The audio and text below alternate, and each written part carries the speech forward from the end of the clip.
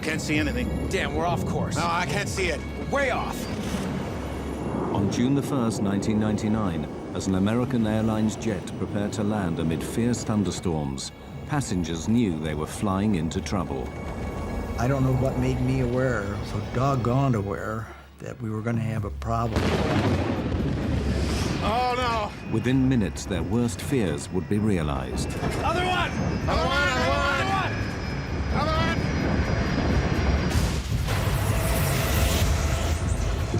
I'm yelling, get away from the plane. Run. Get away from the plane. I don't know where we're at, but there's a road that goes around the airport. Well, we got a lot of people hurt. This film tells the story of a tragic and avoidable disaster. The investigation would reveal a lethal combination of pilot error, the devastating effects of severe weather, and a dangerous race to keep the plane on schedule. It would also uncover disturbing evidence of an industry-wide failing, one that could kill again at any time.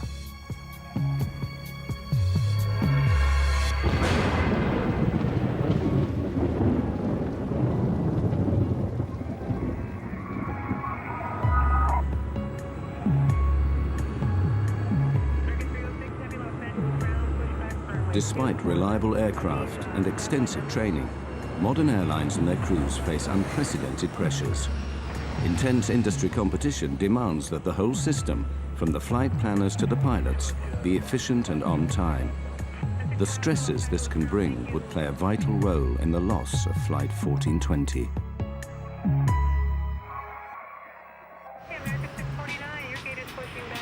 For a large operator like American Airlines, the pressures start with the complex task of scheduling their vast fleet. Dispatchers direct the planes around the world in a carefully choreographed dance.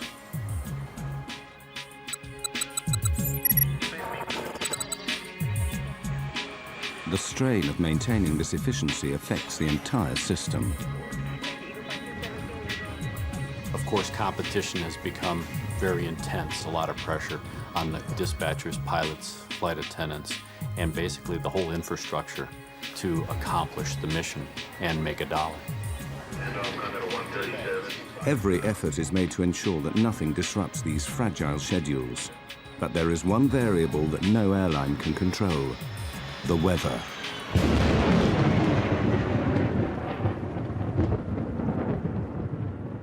The southern states of America are especially prone to severe weather. Storms not only cause delays, but pose extreme dangers to commercial jets. Delays, scheduling problems, and fierce thunderstorms would all conspire to turn a routine flight into a terrifying race against time. On June the 1st, 1999, American Airlines Flight 1420 is running late. The movement of the storms, everything is sliding to the southeast. So yes, we do have a stormy evening headed our way. The delay of Flight 1420 put pressure on the pilots even before takeoff. The responsibility can fall on flight crews to keep a tight schedule on track. Dispatch, please. Yeah, it's Michael Arago. Crews have strict legal limits on their duty time. The first officer warned the dispatcher that they were in danger of running out of time. Duty time limit at around 11:16. The flight had to take off in the next hour or be cancelled. The pilots also became aware of another pressure caused by deteriorating weather near their destination. Pilots had a weather briefing that they got before they departed Dallas-Fort Worth, which provided the forecasts, the weather alerts. The dispatcher and the captain preparing for the flight looked at the weather information and thought they could get to Little Rock before the thunderstorms impacted. The 139 passengers just wanted to get home. I was traveling with my son and my daughter. We were coming home from our vacation. It was my daughter's first flight. The plane was late and there were a lot of delays, of course. It was tiring, it was frustrating, it was late at night. They soon began to sense that Flight 1420 was racing against the weather. As they called for us to board the plane, and they wanted us there and just to get on really quickly. Just get on, sit down, put your seatbelt on, we're going. They did mention that there was bad weather between us and Little Rock. They wanted to get ahead of the bad weather coming into Little Rock. Finally, over 2 hours behind schedule, Flight 1420 leaves Dallas. Unknown to the crew, the storms are already massing around Little Rock. 40 minutes later, 1420 is 100 miles from its destination. At this point, the voice recorder transcript reveals a calm and steady cockpit routine. American 1420, you gonna still want lower? So far, it's okay. So far, so good, ma'am. American 1420 will let you know. The first officer on American 1420 was a new hire. He had just recently completed training, and he had been paired on one of his first trips with this management captain. So now you had a very experienced pilot sitting in the left seat with the company, paired with a relatively new hire. Bushman and Origal are clearly relaxed as they plan their approach and landing. 25 for 24, set and armed. Think this stuff's gonna work out pretty well? Yeah, we're almost down to max landing weight. There's a moon out. Or a spaceship. Oh, it's the mothership. Center pump's coming off. All right. The pilots are keeping a close eye on the storms ahead. Onboard weather radar scans a cone-shaped area of sky in front of the plane. Potentially severe storms show up in red. There's your big what diddly. Yeah, we got to get over there real quick.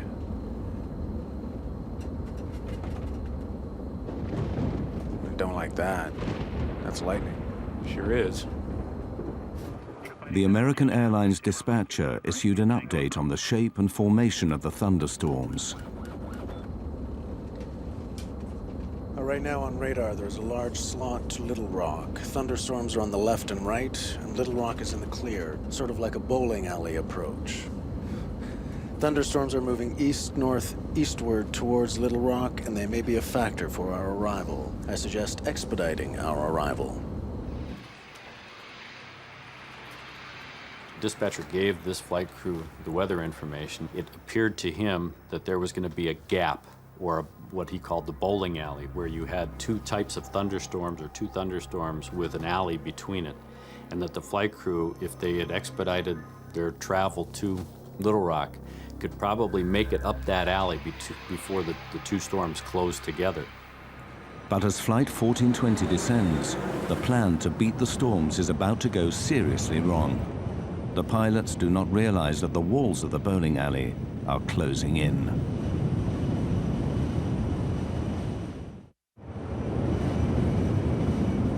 The route flown by American Airlines Flight 1420 is flanked by treacherous thunderstorms, a corridor the pilots call the bowling alley. With 80 miles to go, the path to Little Rock still appears to be clear. This is the bowling alley right here. Yeah, I know. In fact, there are the city lights. Straight there. You want to go down? Not yet, but pretty soon. We're about 80 miles from the airport, and we started our descent toward it. Quite a light show on the side of the aircraft, and we're going to be passing that on our way to Little Rock. It's been a pleasure having you aboard our short flight, and I'd like to take this opportunity to thank you for flying American Airlines. The lightning seemed to be on both sides of the plane. It lit up the inside of the plane. Very quick, you know, just kaboom type lightning, which was a little scary. There was quite a light show off to the left. Normally that doesn't get pointed out. If you go past the Grand Canyon, that gets pointed out, but not a lightning show.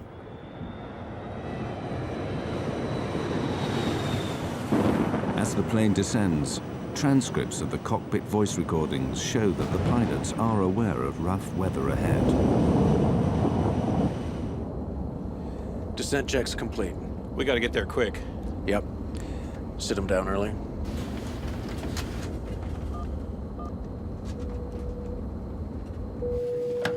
Hello? I think it's going to get a little bumpy here again, if you don't mind. Do we need to sit down? Well, how far through are you? We're almost done, but not quite. Well, finish it up real quick. Okay. I thought it was more turbulent than normal. I remember especially watching the flight attendant, and I was looking at her with amazement. I was wondering how could she hold those trays and pour the drinks and not spill everything. From that point, it just got worse. With flaps 40, 130,000 pounds, 200 feet. As they prepare for landing, the pressure on the pilots will now steadily rack up. Not required. Manual brakes? Manual's fine. At first, as the crew pick their way around the storms, everything seems steady. Yeah, actually, there's a city right there. Yeah. Breaking through this crowd. Good, doing good. Even when the first indication comes that the storms are advancing, the pilots take it in their stride. Whoa. Looks like it's moving this way, though. Yeah. Just some lightning straight ahead. I think we're gonna be okay, though. Right there. Yep, right down the bowling alley. As my friends would say, California cool. Cool. Peachy. Exactly. 1420 at 11.3 for 10,000. But when the pilots contact the controller at Little Rock, he gives the first of a series of alarming weather alerts. Roger. We've got a thunderstorm just northwest of the airport moving through the area now. Wind is 280 at 2.8, gusts 4.4, and I'll have new weather for you in just a moment, I'm sure. Gale force winds are gusting to 50 miles per hour, enough to blow tiles off a rooftop. High winds pose a severe hazard for Flight 1420. Crosswinds could make it difficult to control the plane on landing. The pilots must quickly determine if they're within safe limits. They calculate the strength of the crosswind from its angle to their final approach. All right, so that's 280 at 4.4. Gusts at 44. Right, near the limit. Well, it's 40 degrees off. I mean, you're not out of the limit because of the angle, but that's pretty close. The crosswind limit for landing is 30 knots on a dry runway, but Bushman and Oracle now become confused about what happens if it rains. Well, 30 knots is the crosswind limitation, but see, 30 knots, that's well, dry. Wet. Yeah, dry. What's the wet? 20. It's 25. The discussion is never resolved, and the crosswinds will soon be gusting well over the limit. Flight attendants, prepare for landing, please. The pilot's attention now returns to the bad weather ahead. He said the storm was to the northwest of the field? You said northwest. Yeah. Lightning strike, you said storm. But the task of tracking the storms is made more difficult by the lack of sophisticated radar at Little Rock. American 1420, your equipment's a lot better than what I have. How's that final for 2-2 left looking? What's that? We can see the airport, but we can just barely make it out. We should be able to make 2-2. That storm is moving closer like your radar says. But it's a little farther off than you thought. The controllers are going, well, your radar is better than mine, so forth. The controller in this accident had a monochromatic, or basically almost a black and white set of a radar, and could not determine the intensities of the storm. Just 8 miles from the airport, the pilots now face another key decision: how to approach the runway through bad weather. Controllers routinely ask pilots if they want to land visually, instead of relying on the airport's Electronic Instrument Landing System, or ILS. But a visual approach means they must be able to see the runway, and this is proving difficult. No, we can't really make it out right now. We're gonna have to stay with you as long as possible. Now, as the wind suddenly changes direction, the pilot's problems quickly mount up. The wind's kind of kicked around a little bit right now. It's 330 at 11. Whoa. It's a little better than it was. Yeah, 330 is a tailwind, though. The crew now face the problem of having the wind behind them when they land, greatly increasing the dangers of overshooting the runway. Then the controller calls in with more bad news. Right now, I have a wind shear alert. Wind shear is a sudden change of wind direction over a short distance. It is one of the most feared elements of a severe thunderstorm. To combat constantly shifting winds, the pilots are forced to throw away their previous approach plans and start again. They have to reverse the direction of their approach, so they will be landing into the wind. Yeah, we're gonna need, We would rather go into the headwind, sir. The pilot's decision to land in the opposite direction is a prudent move, but it will create serious problems. Okay, right turn 250. The long way around? Yes, sir. You're a little close to the airport. Yeah, right. 250, that'll work. As the pilots turn to their new approach, the aircraft's weather radar, which scans in front of the plane, loses track of the thunderstorms. Worse still, the turn delays landing by more than 10 minutes. And with every passing moment, the storms are growing in intensity.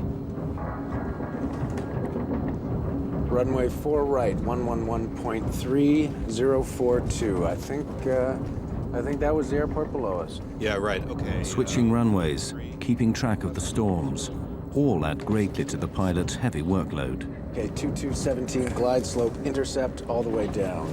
Missed approached, right turn to 4000. Let's see, you got the airport, right? So yeah, I don't have the airport. Well, I'm saying you've got the ILS. Yeah, I got the ILS. Airline pilots, they make their money when they're flying into bad weather. When the weather goes down, now all of a sudden the workload starts to increase because you have to factor in low clouds, rain, lightning, thunderstorms, wind. All of these elements start to bombard you the closer you get into the airport environment. American 1420, it appears we have a second part of this storm moving through. The wind now is 340 at 16, gust 34. With the storms worsening, the pilots need to make it to the airport as quickly as possible. You want to accept the short approach, keep it tight? Yeah, but if you can see the runway, because I don't quite see it. Yeah, it's right there. All right. You see it? You just point me in the right direction, I'll start slowing down. Give me flaps 11. Damn, it's heading right over the field. American 1420, did you call me? We got the airport, but we're going right in between clouds. I think it's to my right, Off my 3 o'clock low, about 4 miles. American 1420, that's it. Do you want to shoot the visual approach, or you want to go out for the ILS? A visual approach will allow 1420 to reach the airport faster than one that depends on instruments. I can start the visual If we can do it. American 1420's cleared, visual approach, runway 4 right. If you lose it, need some help, let me know, please. But a visual approach means the pilots must keep the runway in sight at all times. The transcripts now reveal rising confusion on the flight deck as the captain struggles to fix the position of the airport. Okay, did you notice something? Did you see the airport there? Where? There, okay, right. You're on a base for it, okay? It's right there. Well, I'm on a base now? It's like a dog leg. We're coming in, and there it is, right there. I lost it. You're downwind of it. It's right there. Well, I still don't see it. Just vector me. I don't know. American 1420, monitor 118.7, runway 4 right, cleared to land. The wind now 330 at 21. 18.7 will monitor, American 1420, thanks. Cleared to land, runway 4. See those red lights there. Now, what are they in relation to? There's the runway. There's 2 runways. Yeah, I know. See, we're losing it. I don't see how we can maintain visual. The pilots now have to abandon their direct visual approach and request help from Little Rock's instrument landing system. But this delays landing even further. Approach, American 1420. American 1420, yes, sir. Yeah, there's a cloud between us and the airport, and we've lost the field. We're on a vector. Well, basically, we're on the last vector you gave us. Which is like a dog leg, it looks like. American 1420, can you fly heading 220? I'll take you out for the ILS. This news footage shows the storm on the night of the crash. As heavy rain cuts visibility even further, Captain Bushman becomes frustrated. See, I hate droning around visual at night and weather without having any clue where we are. The thing that was really getting to me was I knew we were getting very low. I knew that the rain was not letting up and that we were being jolted around quite heavily. See how we're going right in the middle of this crap? Right. Approach American 1420. I know you're doing your best, sir, but we're getting really close to this storm, and we'll keep it really tight if we have to. The plane was rocking and rolling at that point. It was pretty doggone unstable. I don't know what made me aware, so doggone aware, that we were going to have a problem. I don't know what did that. As Flight 1420 lines up for final approach, they are heading straight into the heart of the thunderstorm. The crisis for the flight crew is about to get even worse.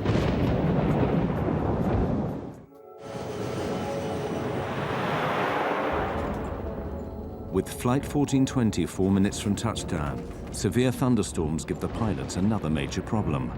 Blinding rain and thick cloud are obscuring the airfield. The visibility on the runway, known as RVR, is getting dangerously low.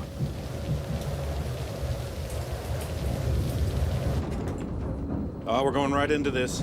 American 1420. Right now we have heavy rain on the airport. I don't have new weather for you, but visibility is less than a mile. And the runway 4-right RVR is 3,000.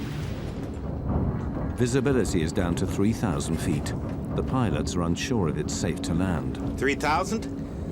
Roger that, 3,000, American 1420. This is 4 right, correct? American 1420, that's correct, sir, and runway 4-right, clear to land. The wind's now 350 at 30, gusts 45. Can we land? 030 at 45, American 1420. 3,000 RVR, we can't land on that. No, 3,000 if what you do look we at... need? No, it's 2,400 RVR. Okay, right. Yeah, we're fine. All right. 15. Landing gear down.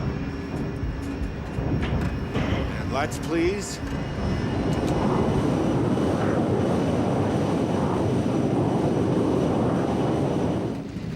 As we descended through a very dark black cloud. The rain seemed to be going horizontal.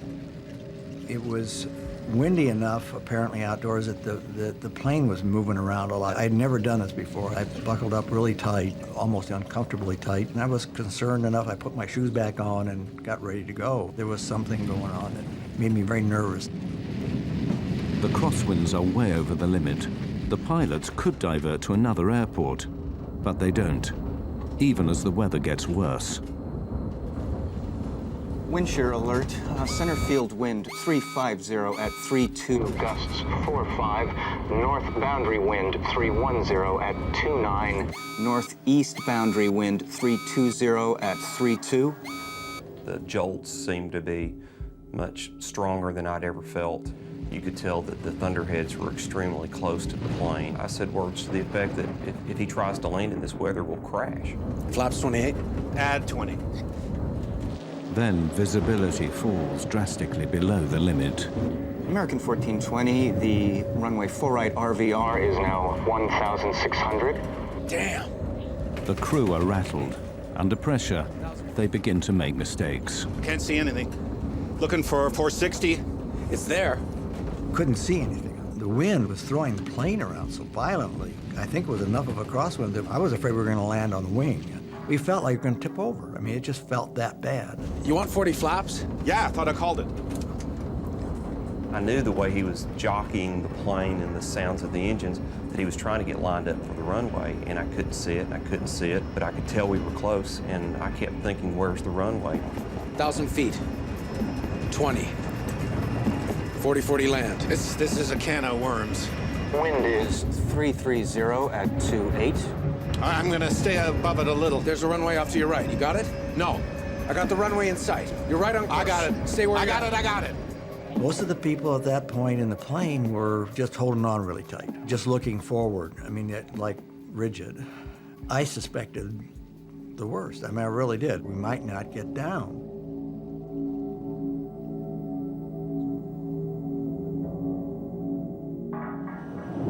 In the midst of fierce thunderstorms, Flight 1420 is about to land at Little Rock.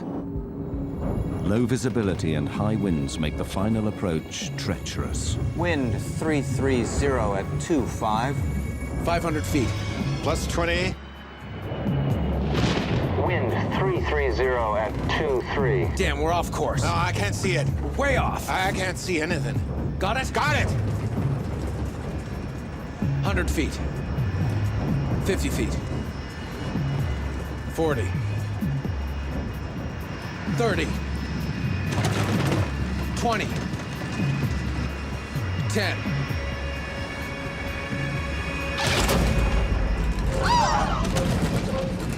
We hit the runway real hard. We didn't slow down. We're down. We're sliding. Oh, no. We were still going very, very, very fast. And at that point, I thought, we're dead. On the brakes!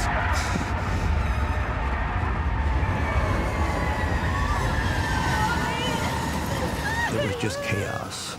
It was terrifying. Quite literally terrifying. Other one! Other one, other one!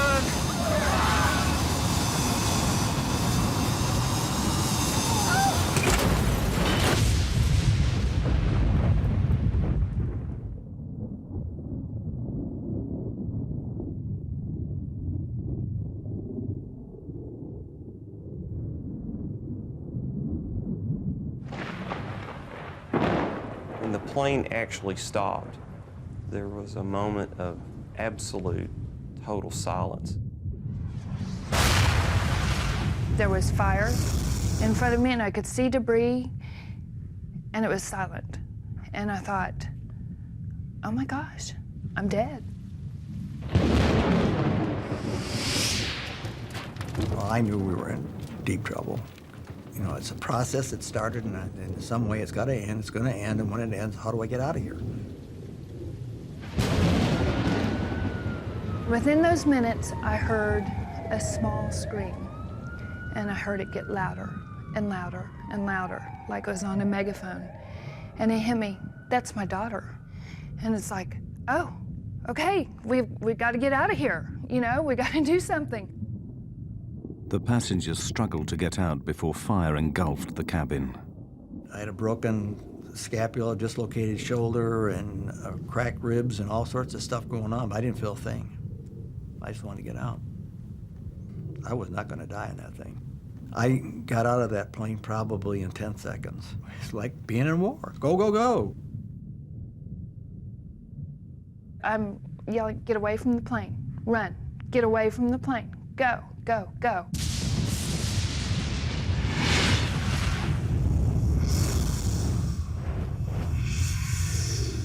Some folks looked like they'd been in an explosion. Their clothes were tattered. I saw a man using his cell phone to call for help. Okay, I don't know where we're at, but there's a road that goes around the airport. Well, we got a lot of people hurt.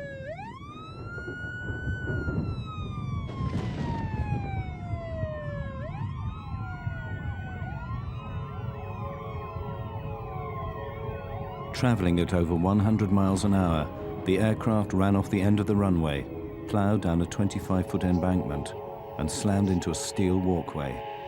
The plane was ripped into several pieces. The wreckage finally came to rest on the muddy banks of the Arkansas River.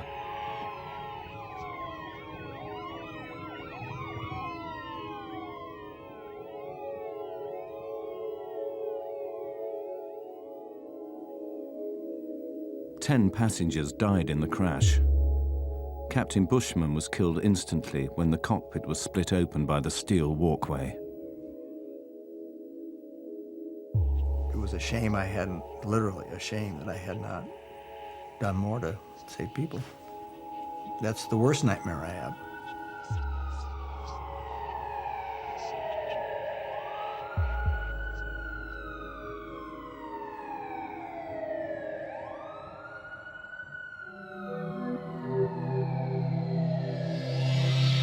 The U.S. National Transportation Safety Board was immediately notified. Greg Feith was the NTSB's chief investigator. The night American 1420 happened, I received a phone call about 1 o'clock in the morning. from our communications center at the NTSB advising that there had been an aircraft accident at Little Rock, and there may be some fatalities involved. Fellow investigator Don Ike was quickly on the scene. There's a sense of adrenaline as an accident occurs like this, where you're being launched to the accident scene. And there's a strong urge to get there, to try to find out what happened, to document the facts so we can prevent it from happening. The NTSB set up a command center close to the site. They would spend the next 18 months piecing together the events that led to the crash.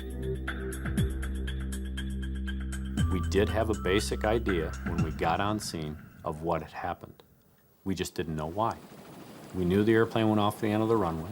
We knew that the pilots couldn't stop it.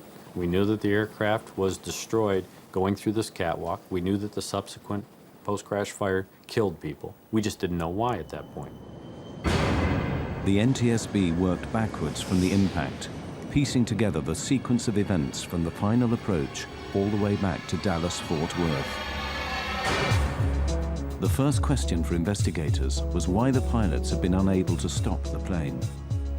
Analysis of the tire tracks left by the skidding plane showed a complete loss of control after touchdown.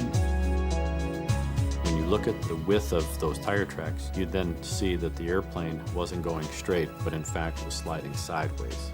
Here you have this machine that weighs 130, 140,000 pounds. It has 100 or so people on it. It is sliding uncontrolled off this runway.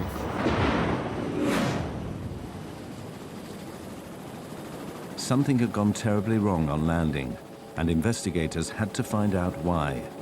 They questioned the survivors of Flight 1420, who would provide an extremely important clue.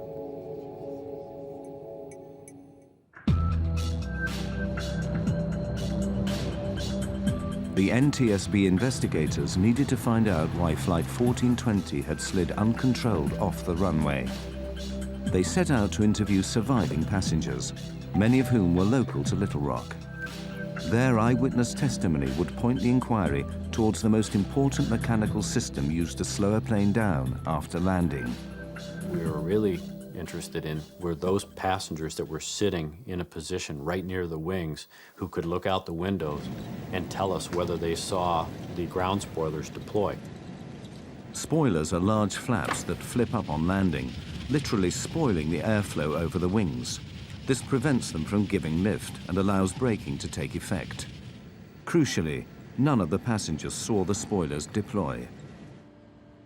To check their testimony, the NTSB examined information from the airplane's black boxes. The flight data recorder, which monitors the systems on board during flight, confirmed that the spoilers had failed to deploy. The implications were catastrophic. Flight 1420 had no hope of stopping in time. On the brakes! We're sliding! Oh, no!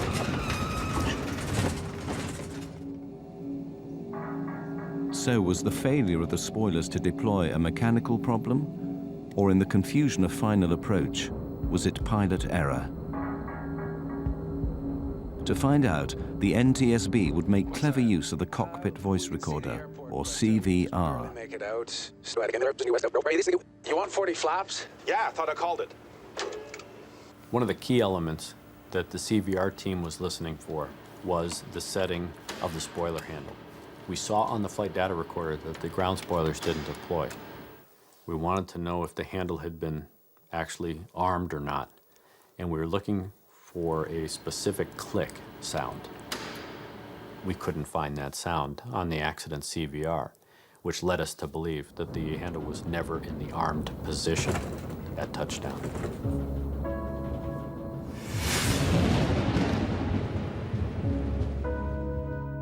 Intensely busy in the cockpit, the pilots simply forgot to arm the spoilers. Had they deployed, the MD-80 aircraft might have overshot the runway, but it would have stopped before hitting the catwalk. The pilots had made serious and ultimately fatal errors, but investigators wanted to know why. They suspected that pressures earlier in the flight led to these mistakes. They turned their attention to the weather.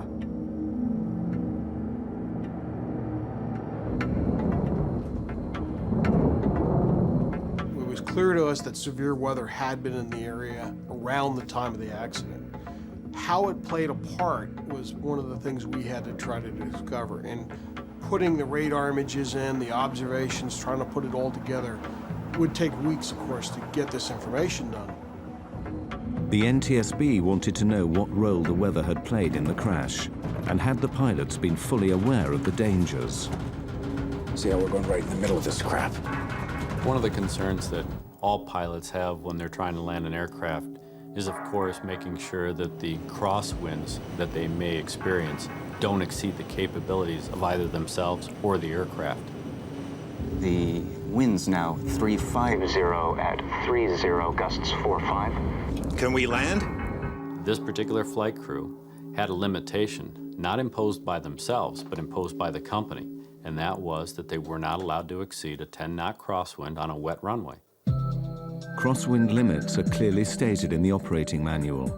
The crew of 1420 were flying beyond regulation limits. This is a can of worms. There's a runway off to your right. You got it? No. The effect of the winds can be seen in this NTSB animation, showing the captain's desperate last maneuvers. Winds definitely impacted the flight. If you look at the animation, you'll see them fighting the winds. Definitely not good. We're down. On the brakes. Other one. But when you start talking about a wet runway, thunderstorms, not good. But were the pilots of 1420 aware of the hazards posed by the severe weather? For the NTSB, previous accidents had made the dangers of thunderstorms all too clear. In 1994, a US Air DC-9 fell victim to wind shear in North Carolina. The plane stalled at 250 feet and fell from the sky. A Delta TriStar crashed after flying into the most severe kind of wind shear that created an intense downdraft of air. So, should the crew of 1420 have aborted the approach? There's the runway.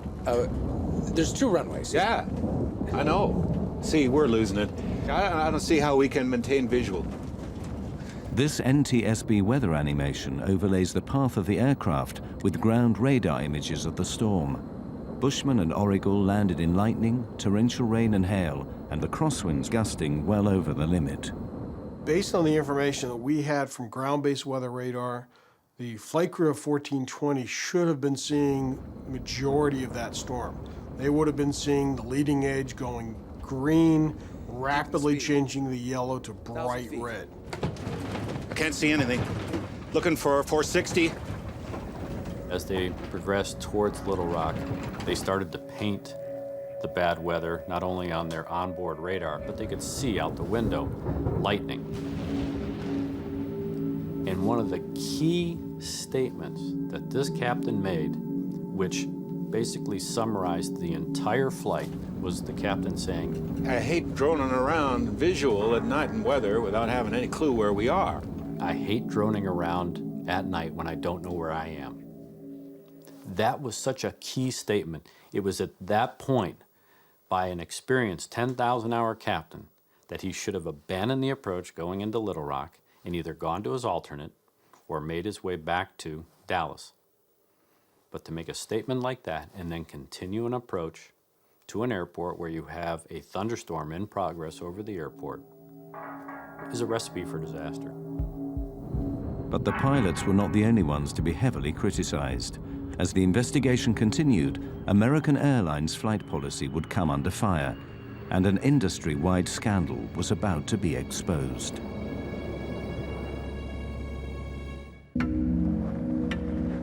For months after the crash of Flight 1420, the NTSB dug deeper into the circumstances surrounding the accident. The question was, who would take responsibility? American Airlines were reluctant to admit that their pilots had knowingly flown into a severe thunderstorm. Initially, they tried to pin the blame on the controller at Little Rock. Americans started legal action against the authorities responsible for airport controllers. Americans' lawyers claimed that the crew of Flight 1420 had not been given all the current weather information. American 1420, your equipment's a lot better than what I have. How's that final for 22 left looking? But after interviewing the controller at Little Rock, investigators were unconvinced. It's highly unlikely that the flight crew wasn't sufficiently informed about the nature of the weather and the severity of the weather, not only en route, but of course during the course of the landing at Little Rock. The focus turned back on the pilots. Lawyers representing the passengers were determined to get American Airlines to accept liability for the crash. I mean, it is about money in a way, because you want to make them pay. Because I saw the letters that they would write back to my lawyer, minimizing what we had been through, minimizing my daughter's burns, cuts, the psychological effects it had on my son at age 15, and my daughter and me, and just minimizing everything. So you want to find a way to hurt him. Renee Solomons and many other survivors attended the NTSB public hearings held in Little Rock 8 months after the disaster. With the captain dead, the co-pilot was the first to testify. As we went off the end of the runway, I could see the runway lights coming up, and I knew we were going off the end of the runway. I couldn't see anything in front of us, and all I thought was the gear would collapse, and we would continue to slide. It's got to be okay. And then all of a sudden, I felt the impact. Well, I followed it as close as I could. You bet. I mean, I wanted to know what happened. I went to all of the NTSB hearings. I was outraged. I was mad. For me, they didn't ask him the right questions. You know, I wanted to ask him, what were you thinking? Why did you all play chicken with our lives? The co-pilot's testimony was highly controversial. In his account of the final moments of the flight, he claimed to have told the captain to abort the approach, otherwise known as a go-around. Who can call for abandoning the approach? Either pilot. Did you call for a go-around at any time? Yes, sir, I did. It sounds like after reviewing the tape, you can definitely hear the go and the around. It seems like he talked the same time I did, and I looked over at him, and he brought the airplane back on course. However, when NTSB specialists studied the cockpit voice tapes, they couldn't hear this statement. Damn, we're off course. No, I can't see it. Way off.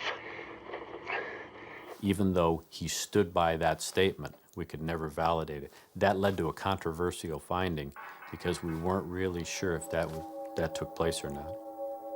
The NTSB asked tough questions of the co-pilot, but was American Airlines training also at fault? Greg Feith put an American Airlines manager on the stand. What were the company rules for pilots flying near thunderstorms? When asked the question, he basically responded that he just didn't want his pilots flying into that type of weather. Our pilots are forbidden to enter or depart a terminal area blanketed by thunderstorms. To the NTSB, this policy simply wasn't clear-cut enough. Well, that's a very subjective call for a pilot. Pilots need boundaries. You have to set limits. If there's convective activity, that is thunderstorm activity, it's within 5 nautical miles of the airport, there's lightning, there's wind shear, don't go there.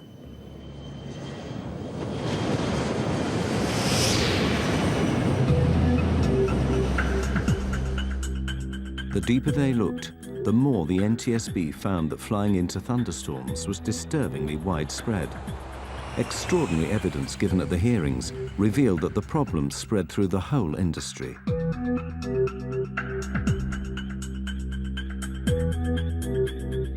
Expert analysts from MIT spent weeks recording the flight paths of planes landing at Dallas-Fort Worth.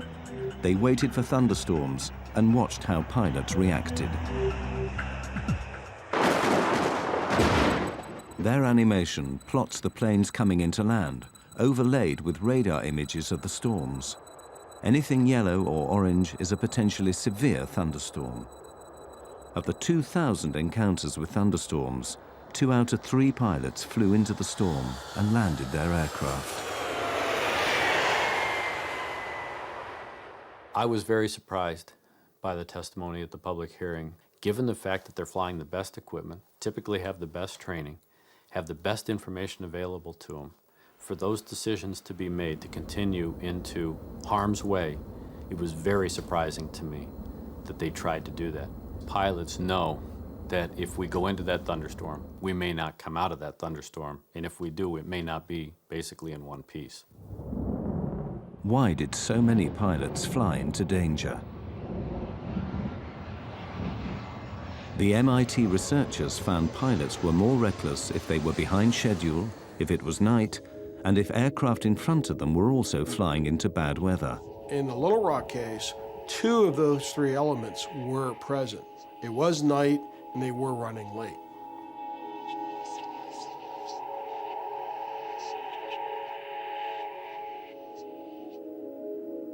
The MIT investigation was chilling evidence that the crash at Little Rock was part of a much wider problem.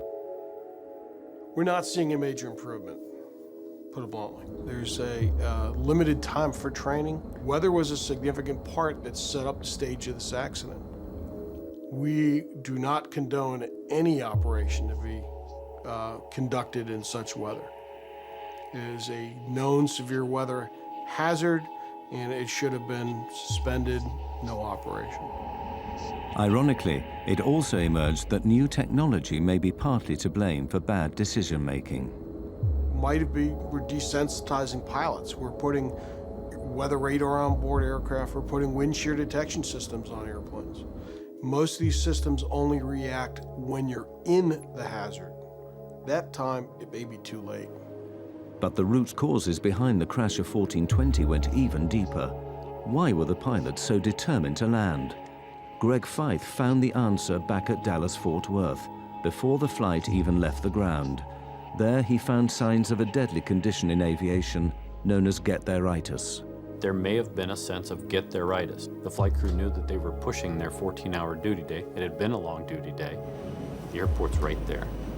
Let's try it. Let's see if we can accomplish the mission. Pilots are goal-oriented. We're mission-oriented. We will stick our nose in there to try and see if we can accomplish the mission. Sometimes we will accomplish that mission, but sometimes we get too far into it that we can't bail out. We don't have any more options, and bad things happen. For Flight 1420, the pressures of get-there-itis sparked a fatal series of mistakes and misjudgments. At the end of a long day, rushing to beat the storms and get the passengers to their destination, the crew of Flight 1420 made the basic mistake that cost 11 people their lives. They forgot to arm the spoilers. They were so busy trying to get the plane on the ground that they forgot to do what they needed to do. They didn't have time to do it.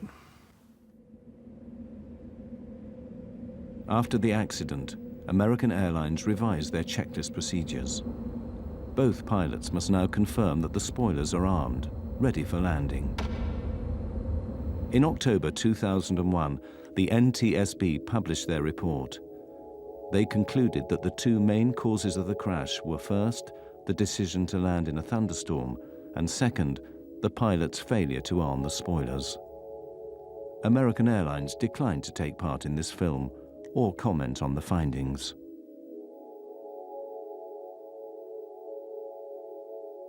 As an investigator, I had over 2 years to basically criticize and determine what the captain was trying to accomplish.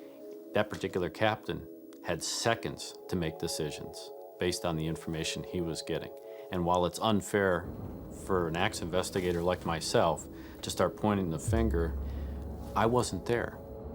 I blame them, but I'm not angry per se at them. I don't waste my time with anger on them. They'd got nothing but flack. You can understand it, but I can't understand a person, wanting to kill himself either. We've been out and visited his grave at the Air Force Academy a couple, 3 times, and the guy just got caught up in a bad situation. I mean, been there, done that.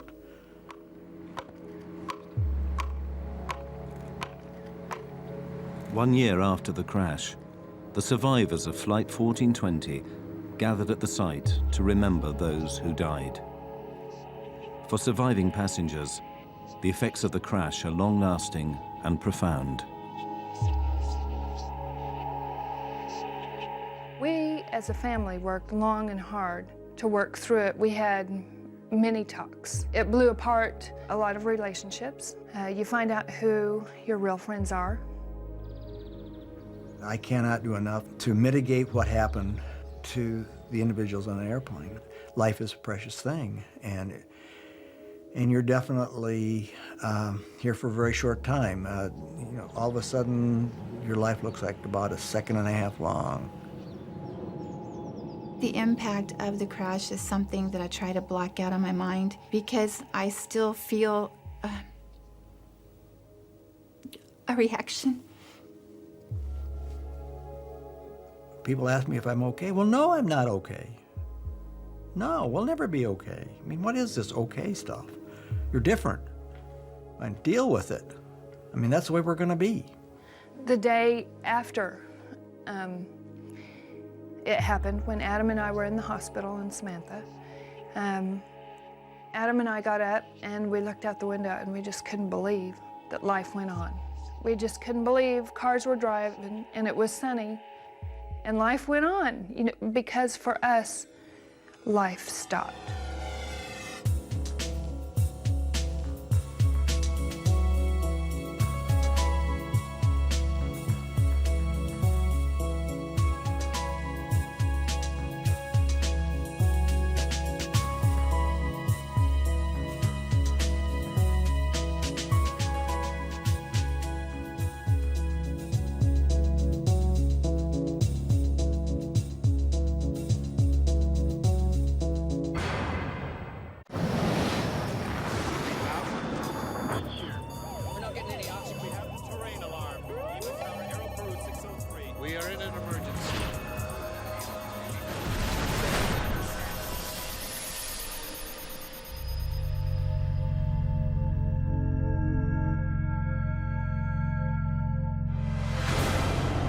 What's the worst that could happen on an airplane? Maybe this.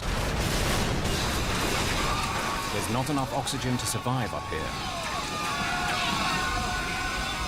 A freezing wind of hurricane force is roaring through the cabin. Aloha! The flight crew call Mayday, but nobody hears. And the airplane is headed for a mountain. It sounds like a nightmare. For everyone aboard Aloha Airlines Flight 243, this is no nightmare, it's reality. Aloha 243, still up. When crash detectives discover what happened, their verdict shakes the airline business. This accident changed aviation history.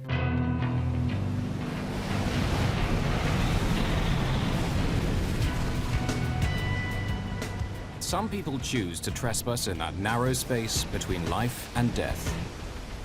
It's a scary place to be. Surfers get there by chasing killer waves.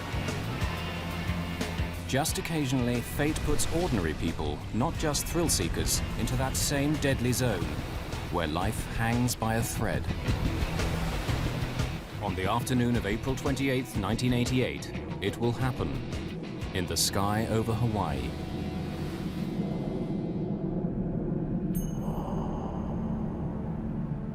At 1 p.m., Aloha Airlines Flight 243 is preparing to depart. A Boeing 737 is on the tarmac at Hilo Airport on Hawaii's Big Island, the southernmost of the Hawaii chain. Flight 243 will be just a 35-minute hop to Honolulu on the island of Oahu. Serving the islands means that Aloha works its airplanes hard. They make short flights, but plenty of them. This airplane has been shuttling between the islands since early morning. It'll be its 9th flight today. For the flight crew, it's a routine they've followed for many years. Aloha 243. Roger. We're anticipating. Captain Bob Schornsteimer has been flying for 11 years with Aloha Airlines. Roger. His first officer, Mimi Tompkins, is hoping for promotion to captain after almost 9 years with Aloha. Did you hear any more about... Each of the flight attendants has a long service record too, but none so long as Clarabelle Lansing, known to everyone as just CB. Well, Mr. Kiner, welcome. Always good to see you, CB. You fixed some good weather for us. Smooth all the way. You bet. She's been flying for 37 years, since before the days of the first jet airliner. Let me help you with this. Oh, yeah. CB is the boss in the cabin, first flight attendant. Michelle Honda, a 14-year veteran, is number 2. Jane Sato Tomita has served 19 years. This is one of the most experienced crews you'll find in an airplane that's been crisscrossing Hawaii's islands safely for 19 years. Circuit breakers. It's made more than 89,000 flights. On this day, only one other 737 in the entire world beats that record. Checked. Passengers have no reason to doubt they're in safe hands. Until one passenger, Gail Yamamoto, sees something that makes her pause. But what is it she's concerned about? And how worried should she be? Do I say something? Patricia Aubrey lives in Hilo, but has an appointment today in Honolulu. At first, she opts for the very front of the airplane, in row 1. But somehow she feels uneasy and decides to move further back. She chooses a free seat in row 17.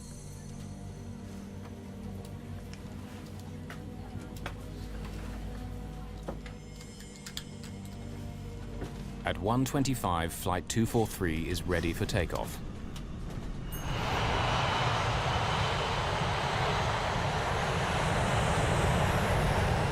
This airplane often rattles and shakes on takeoff and landing, but it's something the crew and regular passengers have grown used to. What's there to worry about?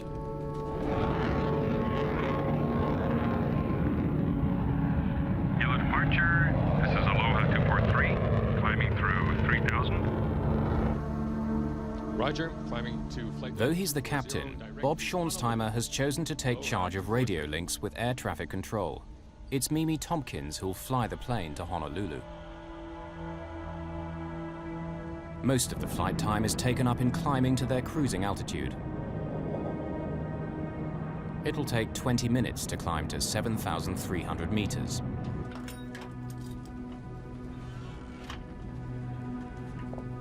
For many passengers, soaring high over the Pacific is all part of the daily routine.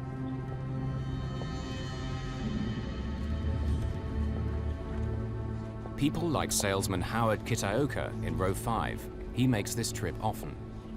When you've seen the view 100 times, 35 minutes is precious time to catch up on paperwork.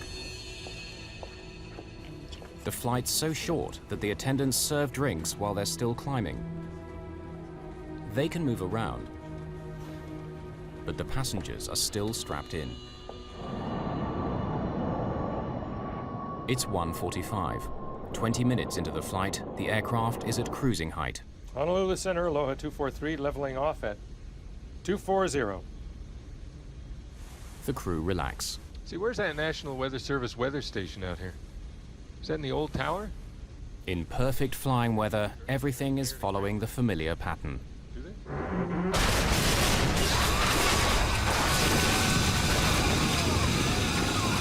What was that? How to get down? We've lost pressure. I saw a brilliant flash of light and boom. Everything was being sucked out of the plane. Here's what's happened. An explosive decompression has torn away 35 square meters of fuselage. We were in a tremendous blast of wind. The wind blast was unbelievable. A mass of things just went whoosh out the plane. You know, hair was up here. Everybody was in their seat, except the stewardesses. I saw the stewardess get smashed down in the aisle. I could see her hair blowing and I could see blood, but that's all I could see of her. Jane Sato Tomita has been struck by debris at row 2. Michelle Honda has been thrown to the floor at row 15. There's no sign at all of CB Lansing. I will take control column. I can't hear you! Only seconds have passed since the explosion. The wind noise makes it impossible for the flight crew to communicate. I can't hear you! Lost pressure. Now, for the first time, they gain a sense of what's happened. Visible over a mound of tangled debris, there's blue sky where the airplane roof used to be. The first 5 rows are now completely exposed to the sky on both sides of the plane. The initial threat of being sucked out is past since the airplane's now completely depressurized. But passengers are still in danger. My seatmate was flopping out outside the aircraft because at that point it was just the floor and no walls or seating. And so I grabbed him. The cold and oxygen deprivation are both potentially deadly. Just imagine the scene up there. The top of the airplane broken off. The passengers don't have any ability to get supplemental oxygen because the critical tubing that feeds that oxygen is now gone. And at 24,000 feet, with very little to breathe up there, the passengers become incapacitated. That's called hypoxia. If you stay up at that altitude for any prolonged period of time, you become more and more physically disabled. With the top of the airplane gone, you now have 300-mile-an-hour winds blowing into that cabin. That's 3 times hurricane-force winds. Those people were dressed for Hawaii in the springtime, not minus 50-degree temperatures. Any period of time at 24,000 feet, and those people will die. High above the Pacific Ocean, an extraordinary drama is unfolding. An explosion at 7,300 meters aboard a Boeing 737 bound for the Hawaiian island of Oahu tears 35 square meters of fuselage from the airplane, exposing passengers to the sky. The cabin is depressurized with no emergency oxygen supply. Unless they rapidly reach a lower altitude where they can breathe again, the passengers will die. Captain Bob Schornsteimer takes over command of the aircraft from First Officer Mimi Tompkins. He begins an emergency descent, dropping 1,200 meters per minute, its speed now increasing to more than 500 kilometers an hour. As the aircraft hurtles down, passengers face a new terror. Wreckage blocks their view of the cockpit, and when the airplane split apart, the nose dropped down by around 1 meter. The plane is held together by just the narrow floor beams. The floor was buckling up, and you could tell the plane was bending in the middle. Michelle Honda can't go forward far enough to see whether the pilots are alive or dead. She tries to make contact via the intercom. Can anyone hear me? The wires are severed. As she struggles forward to try to reach the cockpit, she gets asked the one question she can't answer. Do we have a pilot? I don't know. Do we have a pilot? I do not know. Can you fly a plane? The terror of those on board can only be imagined as she asks the one question no airplane passenger wants to hear. Can you fly a plane? Michelle Honda was coming up and cupping her hands and yelling in everyone's ear individually, "Can you fly a plane?" I was like, what? You know, get out of here. Is the pilot gone too? You know, because you couldn't tell if there was anybody up there. Do you know how to fly a plane? No. First Officer Mimi Tompkins tries to alert air traffic control at Honolulu. Recordings from the cockpit voice recorder, the black box, analyzed later by accident investigators, provide a dramatic record of exactly what took place.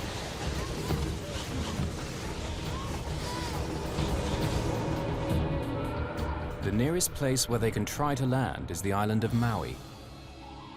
Kahului Airport lies between two volcanic mountains. Between them and safety lies a 3,000-meter-high summit. To fly from the location of the explosion to the safety of Kahului Airport, the pilot needs to carefully maneuver, avoiding this high ground. Can the fragile aircraft survive the stresses of turning, or if they ever reach the airport, of landing? And how can those on board survive? Jane Sato Tomita is barely conscious. Howard Kitaoka clutches her hand. The only faint sign of life is once when Jane squeezes back. I'm not exactly sure she was conscious, but I did manage to squeeze her hand, and she responded by squeezing my hand, and we just held hands. The simple squeeze of the hand at a time like that is very, very emotional. Aloha 243. Do you Mimi Tompkins is not getting through to Honolulu Air Traffic Control, so she switches to the frequency for the tower at Maui's Kahului Airport. Maui Tower, Aloha 243. Maui Tower, Aloha 243. Aircraft calling tower, say again. Aloha 243 for inbound landing. At 1:48, 3 minutes after the explosion, the crew make their first voice contact with the ground. Pressurized. Declaring an emergency. Aloha 243, say your position. To the east of Makita Point. Descending out of 11,000. Request clearance into Maui for landing. Request the emergency equipment. Airport fire station. We have an Aloha 737 5 minutes out. Approximately 20 miles. Cleared to runway 02. Decompression problems. Pilot is declaring an emergency. Thank you, Mawithar. In the station. Attention in the station. We have an in-flight emergency. We have a 737, 5 minutes out, 20 miles. Runway 2. Souls on board, crew on board is unknown. It has decompression problems at this time. Runway 2.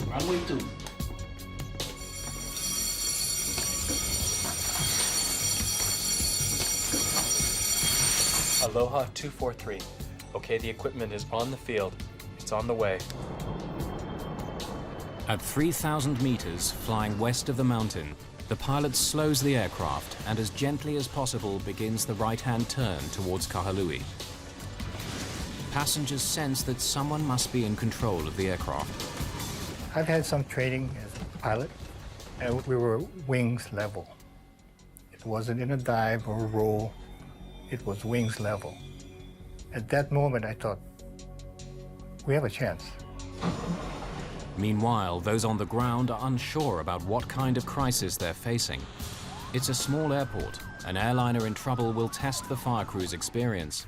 For the air controller, it's hard to hear the airplane at all. Just to verify again, you're breaking up. Your call sign is 243. Is that correct? Or 244. Aloha 243. Aloha 243. Aloha 243. Plan straight ahead for runway 02. I'll keep you advised of any wind change.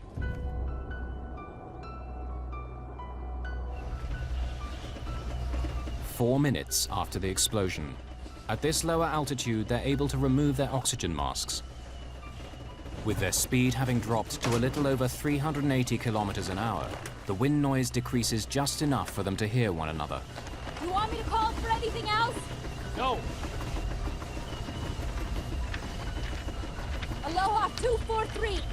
Looks like we've lost a door. We have a hole in the left side of the aircraft. But the tower can't hear this new information. They've lost contact with the aircraft. Their transmissions aren't being picked up. Aloha 243, you still up? Is this a radio malfunction or something worse? Aloha 243. Hearing nothing from the stricken aircraft, the controller fears the worst. Aloha 243. Aloha 243, you still up? Aloha 243, if you still here, please ident. Affirmative. Aloha 243, roger. I got your ident straight away. Cleared to land, wind 040 at 20 knots. Communication is restored, but the crew's ordeal is far from over. Cabin, do you hear? Now Mimi Tompkins tries to contact the cabin by intercom, but there's no response. Well, the crew doesn't really know what's going on behind them. The airplane is still flying. The captain now has to maintain his focus on flying that airplane, but he doesn't know what real damage exists behind him. Tell him we'll need assistance to evacuate. Right. Maui Tower, Aloha 243. Can you hear me on tower frequency? Aloha 243, I hear you loud and clear. Go ahead. We're going to need assistance. We can't communicate with the flight attendants. We'll need assistance with the passengers when we land. Okay, you're going to need an ambulance, is that correct? Affirmative. During the descent, passengers experience moments of pure terror. The plane kept vibrating and shaking, and the luggage racks were falling in, and there was electrical wires flying around zapping, and you know, pretty much pandemonium, but it looked like the plane was ripping in half. And suddenly, there's a new problem for the flight crew to handle. Feels like manual reversion! What? The flight controls feel like manual reversion!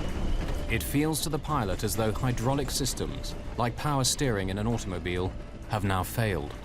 The airframe is under great stress. They need to land as soon as possible. Can we maintain altitude, okay?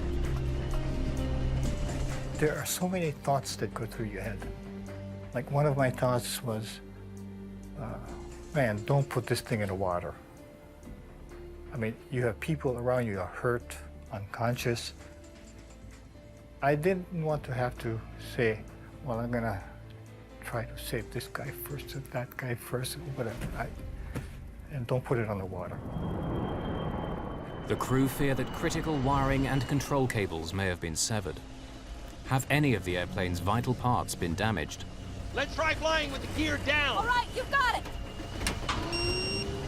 There are lights to indicate whether or not the landing gear has safely deployed. The main undercarriage has extended as normal. But the light showing that the nose wheel has extended doesn't come on. The last thing the pilot wanted to see, especially with his airplane in the condition it was in, was that he didn't have a nose gear, because when the nose touched down on the runway, it would have broken the airplane apart, therefore breaking probably the fuel tanks apart, which could lead to a very dramatic fire and explosion. A second attempt to extend the landing gear. The nose gear light is still out, but the radio link is so bad, the tower is still trying to assimilate the crisis. Aloha 243. Just to verify, you do need an ambulance, is that correct? I still don't understand. Affirmative. Roger, how many do you think are injured? We have no idea. We can't communicate with the flight attendants. Okay, we'll have the ambulance on the way. There's a possibility that we won't have a nose gear. Now Bob Schornsteimer has to make a critical decision. Should he wait for confirmation that the undercarriage is down, or land anyway? The textbook in this case would tell the pilots to overfly the airfield so that the air traffic controllers can look at the landing gear and give them a report whether it's up or down. The pilots would then have to maneuver the airplane all the way around the airfield, come in for an approach, and land. But with an airplane which might break apart at any moment, that's out of the question. Tell them we've got problems. But we're gonna land anyway, even without a nose gear. So they should be aware that we don't have a nose gear indication down. Aloha 243. Wind now 050. The emergency equipment is in place. Okay, be advised, we have no nose gear. We are landing with no nose gear. Okay, if you need any other assistance, advise. We'll need all the equipment you've got. Maui is not an ideal place to head for with the damaged airplane. The island's exposed north shore lies directly in the path of the trade winds. I've done that landing a lot of times, and that particular approach corridor is very windy because of the mountain on one side and mountain on the other. So it's a very bumpy approach. But that's basically all we had. Get in a brace position. Brace yourself, get down. Any kind of in-flight turbulence, that would have put great stresses on the front end of the airplane, and there's a high probability that the cockpit would have separated from the rest of the fuselage, catastrophic loss of the airplane, and a loss of life. With the airfield now in sight, Bob Schornsteimer has more critical decisions to make. He begins to slow the aircraft for landing. Let's try flaps 15. An airplane's flaps are sliding panels at the back of the wings.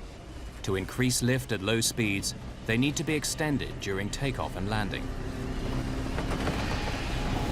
Is it easier to control with the flaps up? Yeah. Put them back to 5. Can you give me a V speed for a flaps 5 landing? No two aircraft landings are the same. Pilots have to factor in many things: the wind speed and direction, passenger and fuel load, and the length of the runway before them. Do you want the flaps right down as we land? What? You want the flaps right down as we land? Yeah. But after we touch down. Okay. A complicated formula provides the VREF, indicating the safe landing speed. Even in a crisis like this, pilots have to reach for the manual. Extending the flaps fully will help act as a brake once they touch down. But to do it earlier could stress the airframe to breaking point. What you have to remember is that the pilots weren't trained to handle a situation like this. With the top of their airplane missing, they became test pilots. The aerodynamic effects of the airplane were drastically different than they were used to. They really had to fly by the seat of their pants. Aloha 243, wind now 050 at 20.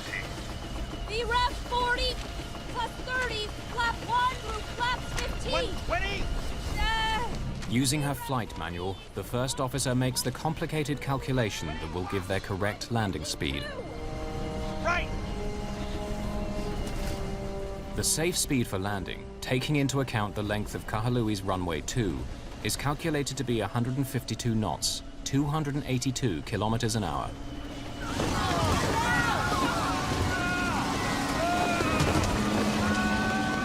As the airplane slows, it becomes much harder to control.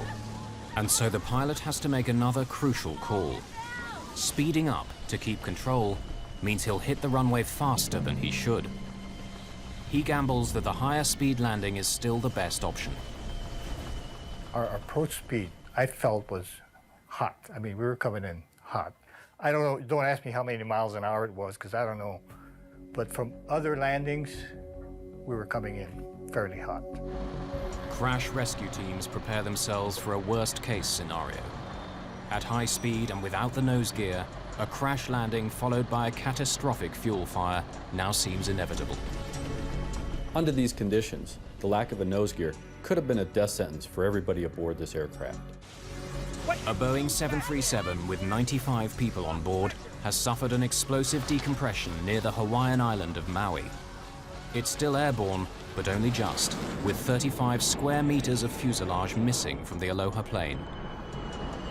As they prepare for an emergency landing, warning lights indicate that the forward landing gear has not deployed.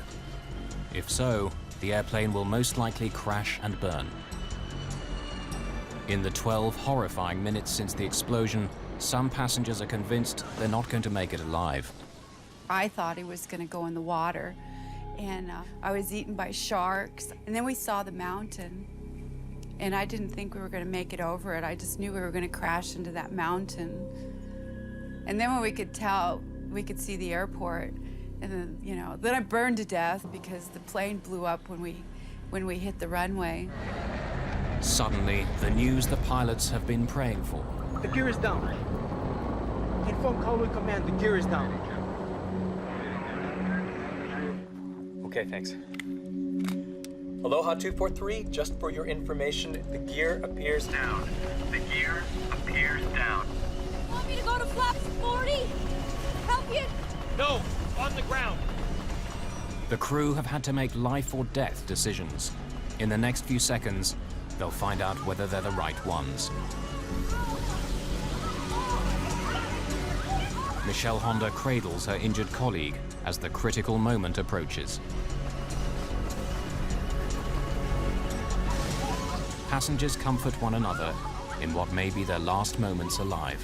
A woman that was sitting next to me, and her husband, he was on the other side in the next row up, and she was next to me, and they were reaching their hands out, and they were trying to touch fingers to say goodbye. That was a really touching moment for me. It was when I really knew I was going to die, because they were saying goodbye to each other. What gave me the most comfort was knowing that my wife and my kids knew what I felt. That was great comfort. I didn't need to tell them anything further, that I love you, or, you know, I worry about you, because I felt that I had already said that.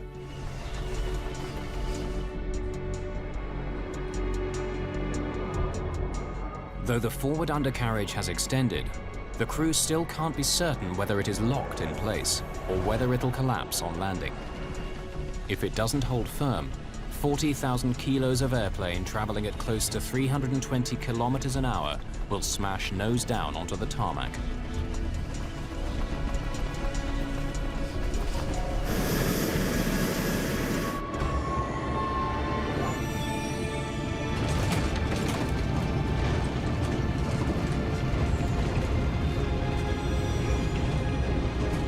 One reverse. Okay. Thrust reverser.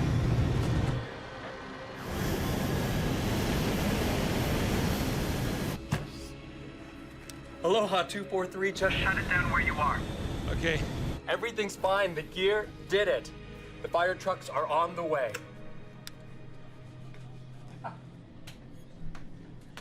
Okay. Shut it down. Put it up.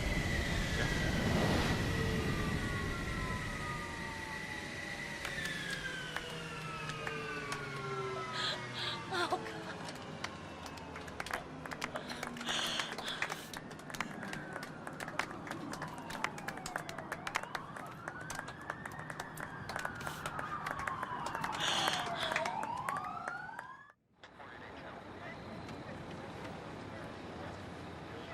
In this extraordinary video, captured moments after landing, the amount of damage the airplane suffered is difficult to comprehend. An emergency evacuation of passengers who escaped injury has just been completed. Some injured passengers have still to be helped from the plane. How it flew for those 13 terrifying minutes seems astonishing. Captain Bob Schornsteimer is thanked by passengers who just minutes before had expected to die. The tension is released. Boy, I just said, yes, baby. That's all I said. Pilot did a tremendous job. Patricia Aubrey hugs her heroine, Michelle Honda. I was crying, and of course everybody was traumatized, looking at the plane and looking at the people bleeding, and just, I kept touching myself, going, I'm here. I can't believe I'm still alive. Her last-minute impulse to switch seats saves her from injury, maybe from death. Something was telling me not to sit there, because I didn't have a good reason to move, you know. My guardian angel was tapping me on the shoulder and telling me to move. A final desperate headcount by Michelle Honda confirms the crew's worst fears. C.B. Lansing, the veteran of 37 years flying for this airline, is missing. A sea search begins in the area of ocean where the explosion took place. Neither body nor wreckage are found. Jane Sato Tomita has started to recover. 7 passengers are seriously hurt, the worst injury a skull fracture. But how have the rest survived? At the moment of decompression, it's just their seatbelts which made the difference between life and death. It went poof, loud noise, and it just, the whole thing come apart. And I personally thought we were all gone, and we were fastened, all had our seatbelts fastened, well, most of us evidently, or would have lost a lot more. But there's something else. At the most critical moment, Maui's notorious high winds died away. I was amazed to see front of the fuselage missing. What was so funny about the whole thing is that when it came in, had no wind. Yeah, I believe if you did have that wind, the aircraft wouldn't have made it. It would have split into 2 pieces. And it's a miracle. It's very much a miracle. This is one of the most remarkable flying events in history. No airplane has ever landed with this amount of damage. The only thing that was holding the forward section cockpit to the rest of the fuselage were the floor beams. Basically, they were hanging by a thread. From a close study of the fuselage, crash investigators tried to determine how the airplane structure remained in one piece. The critical factor proves to be the precise location of the explosion. The thing that saved them was that because the damage was across the top of the airplane, as the nose tried to bend down, these members through here are in tension, and it kept them in line, it kept them straight. So even though it was almost ready to break off, the structure was still strong enough here to keep it together. If this damage had been along the bottom, and the nose is trying to bend down this way, the structure would have been, this similar structure would have been in compression, and it would have buckled, and the nose would have certainly come off. So it was fortunate that the damage was across the top. How does the roof of a jet airliner simply blow away? The US National Transportation Safety Board, NTSB, is tasked with discovering what happened. Investigators pull the airplane's records, something like an automobile service history, and suspicion falls right away on the airplane itself. The best evidence for what happened, the missing fuselage section, is now lying at the bottom of the Pacific Ocean. But by carefully piecing together the clues they do have, investigators hope to solve one of the most spectacular accidents of all time. In the 38 years since its launch in 1967, more than 5,000 737s were sold. Somewhere in the world, a 737 takes off every 5 seconds. The accident airplane was number 152 off the production line, delivered in May 1969. The airplane was designed for a 20-year service life and 75,000 flights. This one had exceeded that number, though many were of short duration. Its fuselage was under constant stress because of pressurization. The fuselage of the airplane is actually breathing. It expands and contracts depending on altitude. When it's on the ground, it's in a contracted status. When it's at altitude, 24,000 feet, the fuselage expands. So the airplane is constantly cycling. That's pressurization. That will weaken the structure over a long period of time. And given the history of this airplane being a very high cycle airplane, that probably had something to do with weakening the structure of the fuselage. With thousands of 737s taking to the skies each day, investigators need to be certain what made this one burst apart. An Aloha Airlines Boeing 737 bursts apart in mid-air over Hawaii. After 13 extraordinary minutes in the air, it makes an emergency landing on the island of Maui. Investigators need to discover what caused this spectacular incident. In Washington, D.C., Jim Wildey is one of the NTSB team who worked the case. His expertise as a metallurgist proves crucial. I got a call about 2 in the morning, in the middle of the night, from my boss, and there had been an accident in Hawaii. They were putting the team together. I hopped on a plane and went to Hawaii. He takes samples from the remaining fuselage and back in the lab discovers something barely visible to the naked eye. Hairline cracks like this, beside the holes where rivets had been. Figuring out how those cracks came to be there means going back to basics, to the way the Boeing 737 was put together. Airplanes are built from many separate panels. Where they overlap, they're bonded together by a powerful adhesive known as epoxy. Rivets hold the panels tight together while the epoxy sets hard. On the Aloha airplane, there's telltale discoloration inside the overlapping joints. Here is the vital clue. You can see now where the dark material is the epoxy that was used to bond the 2 layers of the lap joint together. The white material you see here is corrosion damage of the aluminum fuselage skin. So the original intent was that the stress that's trying to pull one skin away from the other skin piece, the stresses would go through the bonding and not through the rivets. Of course, as this thing becomes disbonded, now the rivets themselves are loaded, and especially this top row of rivets, and this is the row of rivets we think that had the fatigue cracking in it that led to the eventual opening of the roof structure on the Aloha 737 airplane. The files reveal that Boeing warned airlines, including Aloha, of problems with some early 737s. If the epoxy isn't applied at exactly the right temperature, if the panels have moisture or dirt on them, the bonding can fail.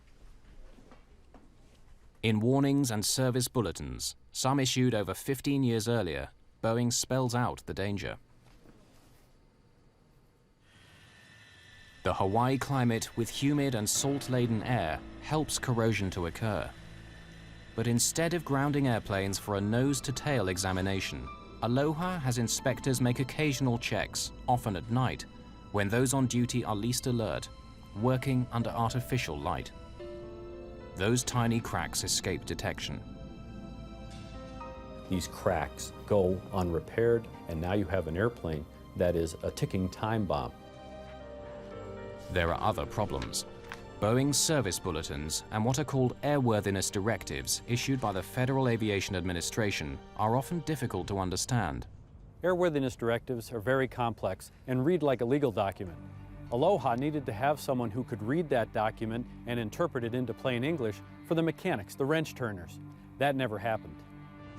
An airplane that has been worked so hard, serviced by mechanics who don't fully understand the briefings, is a recipe for disaster. Investigators now believe they know why the airplane burst open, but they don't yet know how. I was flying back from Hawaii to Los Angeles, and while I was in the air, I got a message that that we needed to interview this passenger who had apparently seen a crack as she was getting on the accident flight. You saw something as you got on this airplane, which you pointed out to your roommate. Cynthia Johnson. Yeah, Cynthia. Talk me through it. What did you see? What I saw was to the right of the door where the paint was white. Well, it was a crack. It was like not a hole exactly, but the metal on top had come away from the metal below. I was going to tell the flight attendant, you know, but they were busy and we had to take our seats. Oh yeah, you figured, you know, they know what they're doing. It's their airplane. I didn't want to make a fuss or anything. No, absolutely.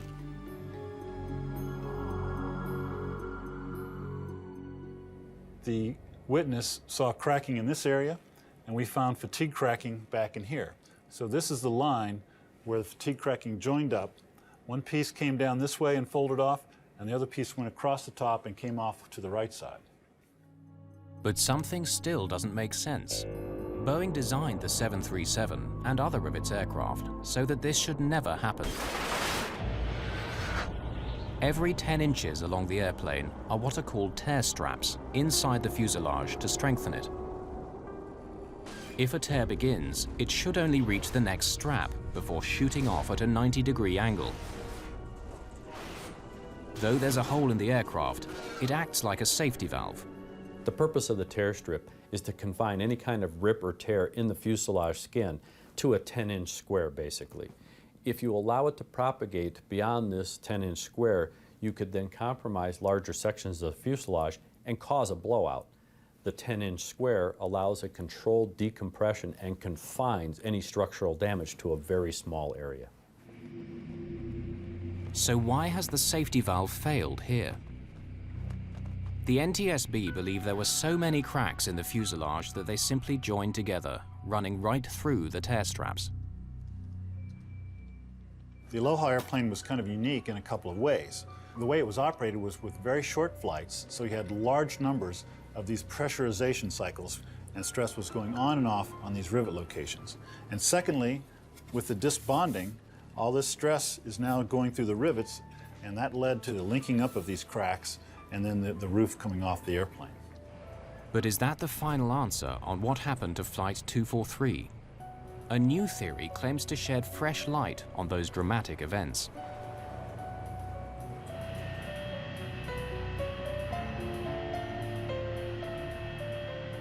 Matt Austin is an engineer who lives in Honolulu. The story of Flight 243 both appalls and fascinates him.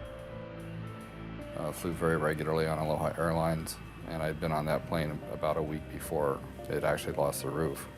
You could tell that something was loose in the airplane. It's just like when you're in an old car and you hit a bump, you can hear the rattles in it that you won't hear in a new aircraft. In this case, when the aircraft landed, there would be noises and rattles you wouldn't hear on a newer aircraft.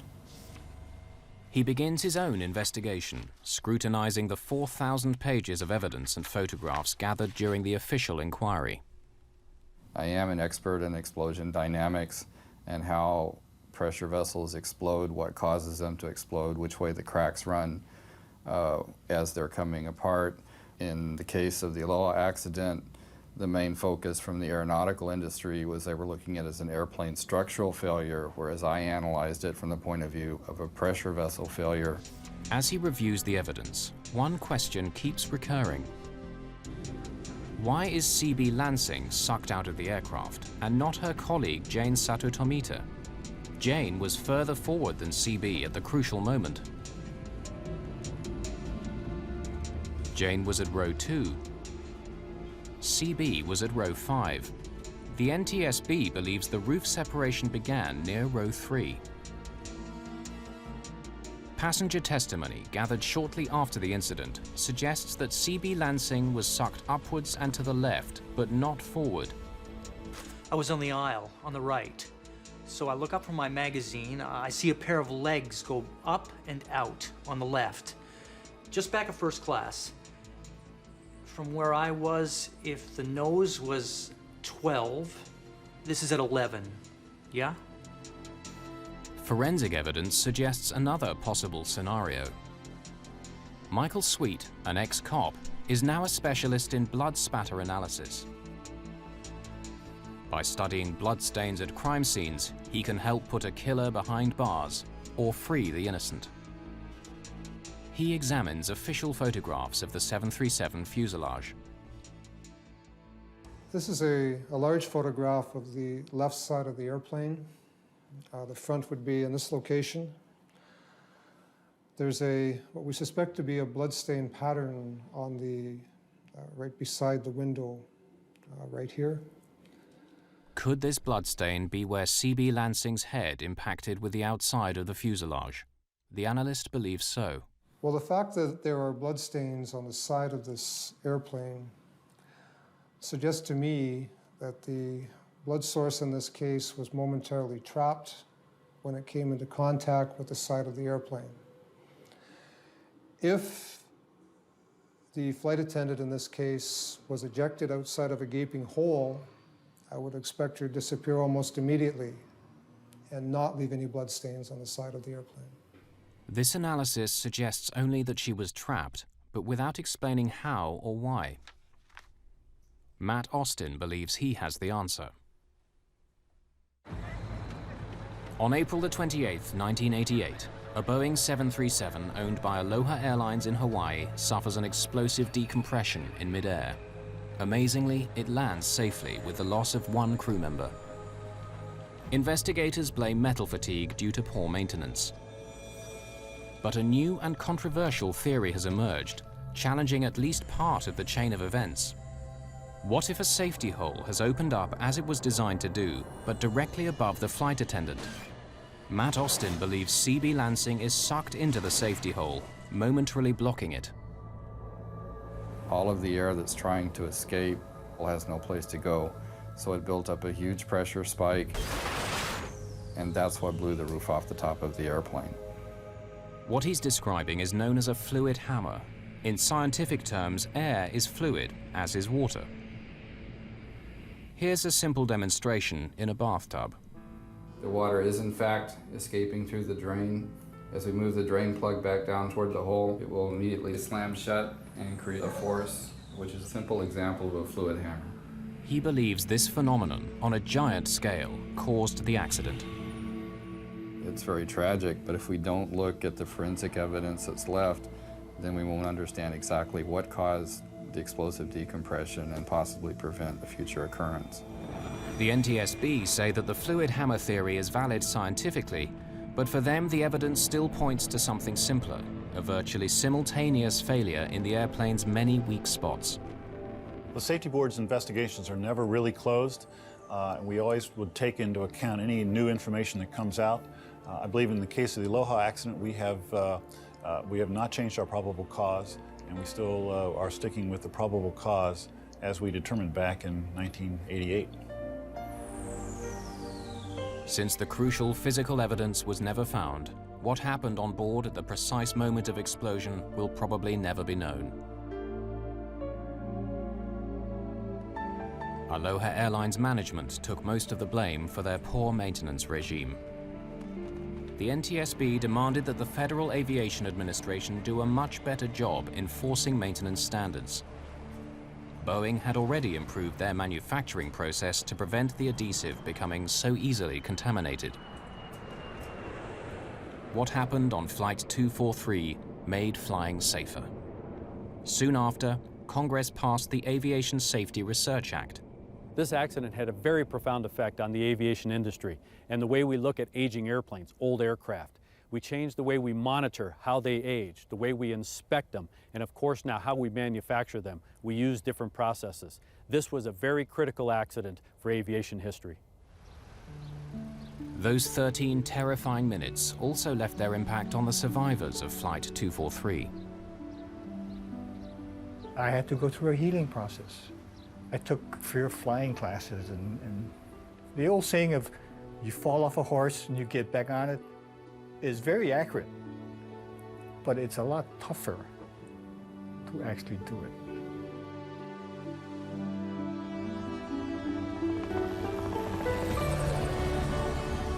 Patricia Aubrey had to find a way of dealing with the memories also. Her way was to revisit the same piece of airspace where the terror unfolded. I'd go flying with my psychologist. You go through what they call desensitization, where you confront your fear and you just do it so many times that you can do it without having a bad reaction. Before that happened, if something bad happened to me, I'd go, I hate life. But I don't hate life. I can deal with it. Bring it on. I'll take care of it. I'd much rather be alive. There's one further legacy of that fateful day. The ocean never did surrender the body of C.B. Lansing. Instead, a memorial garden honoring the veteran flight attendant was planted at Honolulu Airport, beneath the big Hawaiian sky where she spent the better part of her life, and where it was so suddenly ended.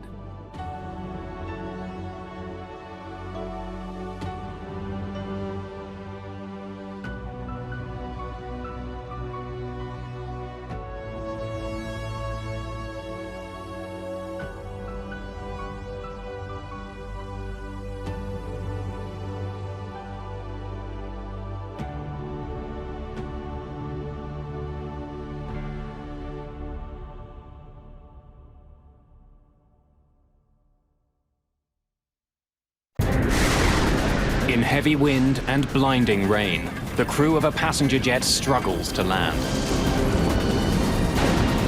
Put it down! Put it down!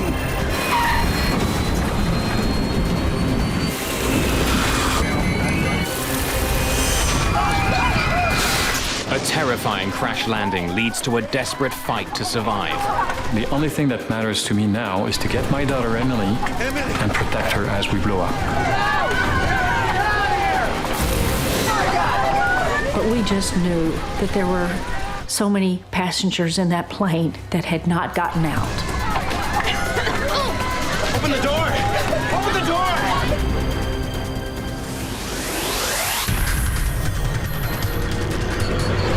Mayday, Mayday.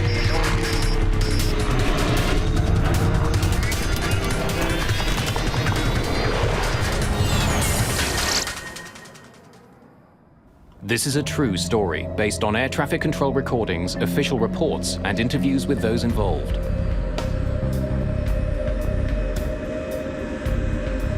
Tuesday, August the 2nd, 2005, Charles de Gaulle Airport in Paris. 297 passengers are boarding Air France Flight 358, bound for Toronto. Far aisle, left-hand side. Merci. Philippe Lacaille is traveling with his wife and 2 of his 4 children. Would you like the windows? They're stuck at the back of the enormous jet, and they're not sitting together.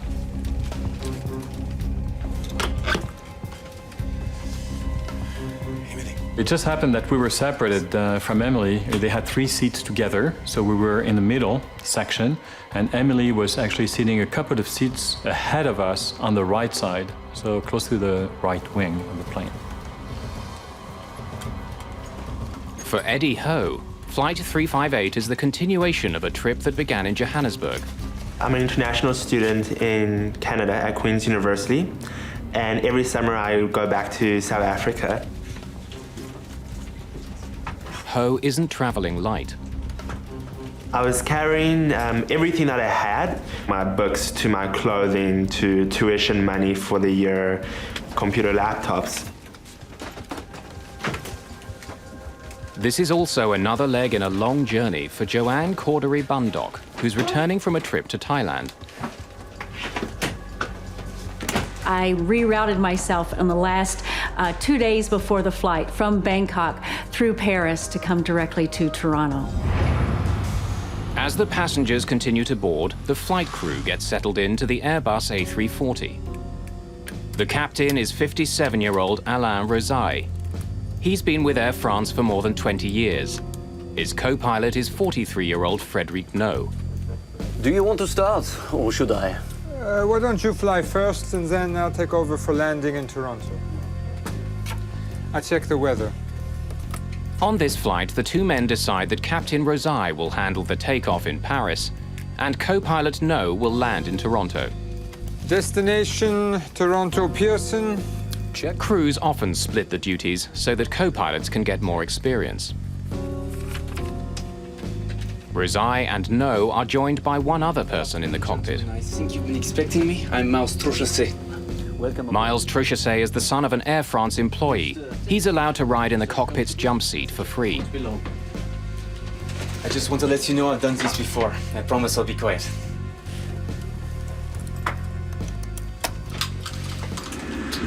This Air France plane is one of the safest in the world.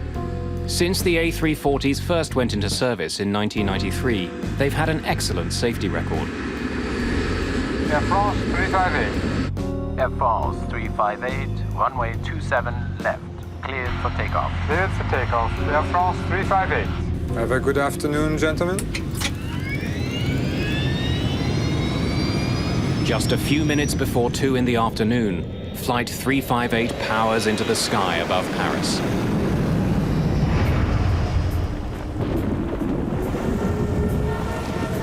Toronto may be several thousand kilometers away, but the friends and family of those on board Flight 358 are already making plans to meet the plane when it arrives. Hello?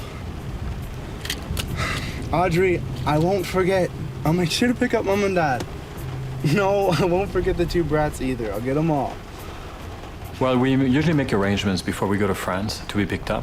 It's easier because we have lots of luggage, you know, and we bring back stuff from France. So it just happened that Julian, our son, was going to spend the summer in Toronto and was available to pick us up. Sis, I'll give you a call as soon as I get in. Don't worry. I got it covered. Okay? All right. Talk to you soon. Bye. Center, we have a humidex advisory and extreme heat alert for Toronto, as well as a thunderstorm warning in effect for Toronto.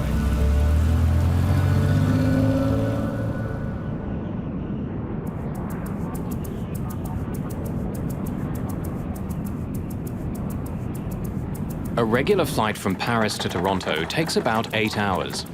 As Air France 358 closes in on Canada, there's little to separate this trip from any other.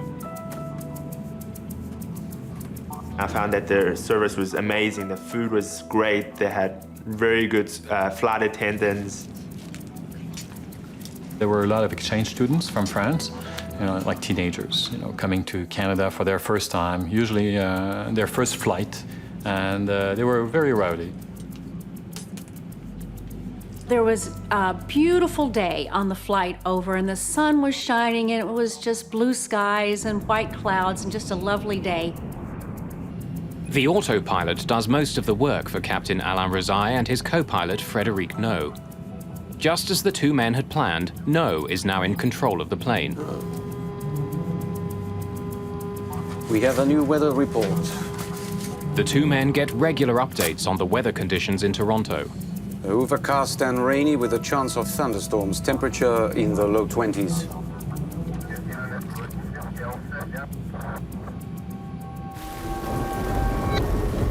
At Toronto's International Airport, the thunderstorms are already rolling through. Rain, wind, and lightning are hammering the runways. The lightning has already forced airport authorities to declare a red alert. It means that the chance of being struck by lightning is so great that ground crews are not allowed to work on the planes.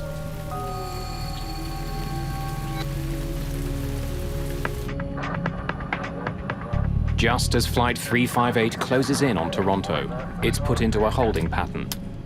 The weather isn't getting any better. 358, there's going to be a little delay. Air France 358, so roger on delay.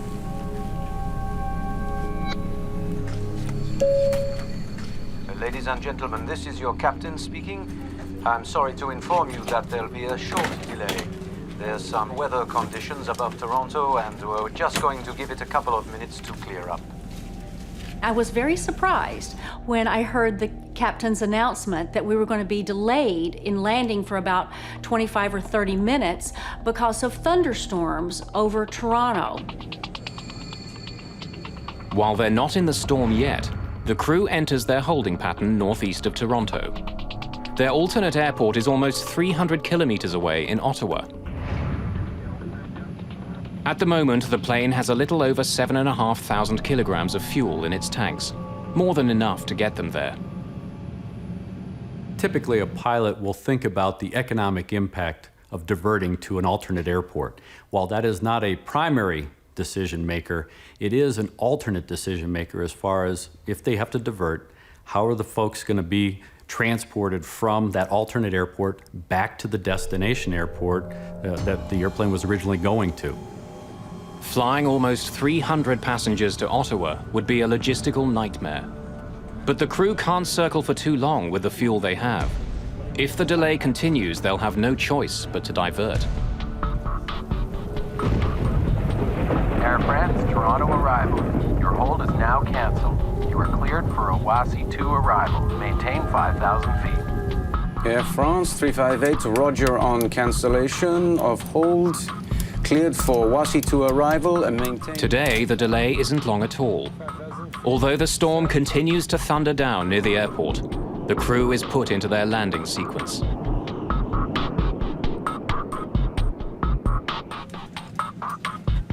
Ladies and gentlemen, this is your captain speaking. Just wanted to let you know we're beginning our descent into Toronto at this time. We should be on the ground at about 4 p.m. local time. Usually when they say 45 minutes, it's to be nice. Usually it's like an hour and a half. This time it was like 20 minutes. 20 minutes later, they said, okay, well, now we're going to go down, prepare, for the landing.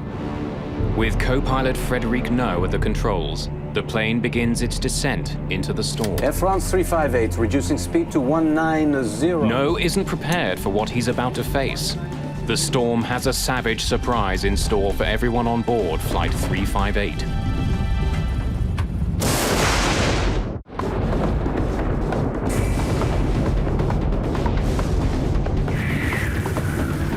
A brutal summer storm is battering Toronto. Winds and lightning are hammering the airport, making it tense for incoming planes. After a short hold, Air France Flight 358, with 297 passengers aboard, begins descending into the storm. Flaps 2. Flaps 2. F-speed. Gear down. Landing gear down. Spoilers armed. 4 green. Landing gear down. Spoilers armed. 4 green.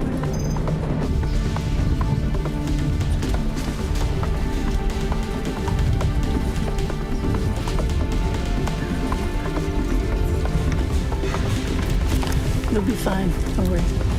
It immediately turned into very dark skies and dark clouds and a little bit bumpy and choppy, and the weather outside was definitely within a thunderstorm. But really and truly, to me, it was just a typical stormy landing. Nothing out of the ordinary. In the main cabin, though, not everyone is so sure. The plane was getting very bumpy. There was a lot of turbulence. We were surrounded basically by heavy rain, and this was completely not expected. I didn't expect that.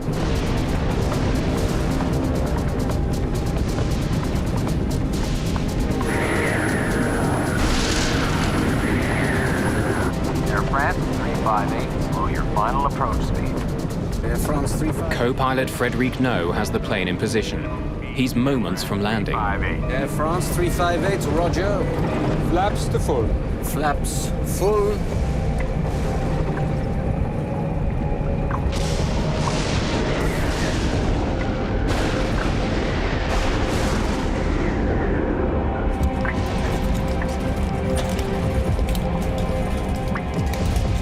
going darker and darker. We were like in the middle of hundreds and hundreds of lightnings. Like every second we had lightnings all around us. So people were getting nervous, quite nervous. I was getting nervous. Ahead of the Air France Airbus, 2 other planes have just touched down on the same runway that Flight 358 is heading for. Air France 358, this is Toronto Tower. Toronto Tower, Air France 358, go ahead.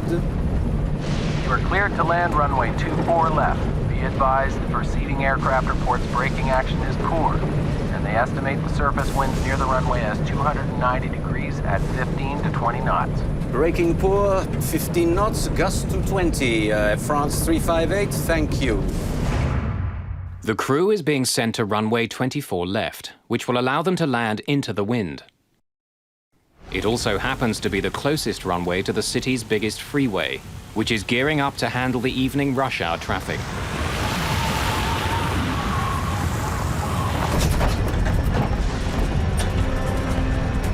Facing unpredictable winds and a wet runway, the crew prepare for the landing.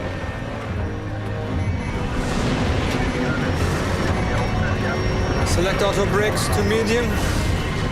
Medium is set.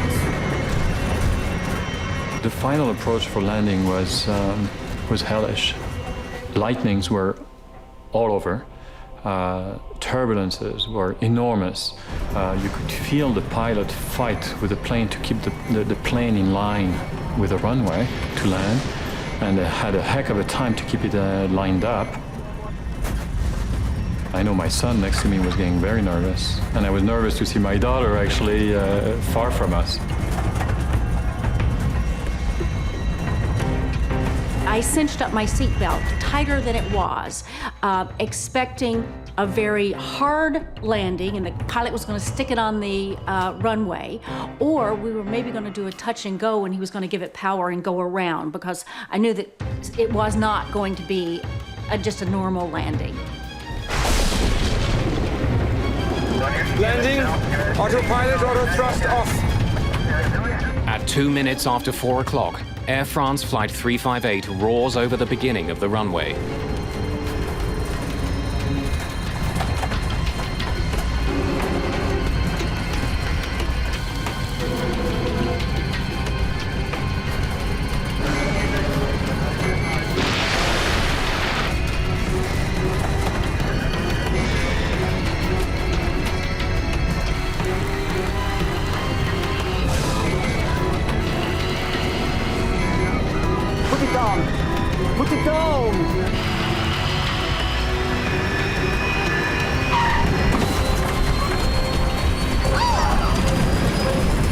This landing was more intense and harder than any time I've ever landed in another aircraft.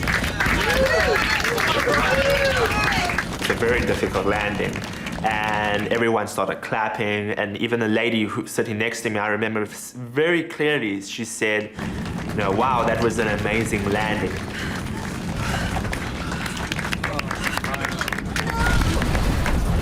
And as soon as she finished that sentence, then all hell broke loose.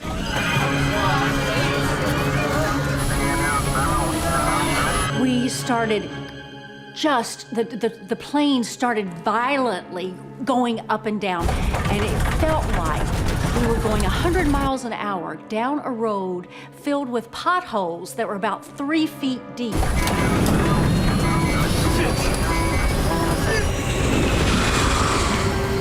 Immediately you could see this orange aura, and for me it's a picture I will never forget.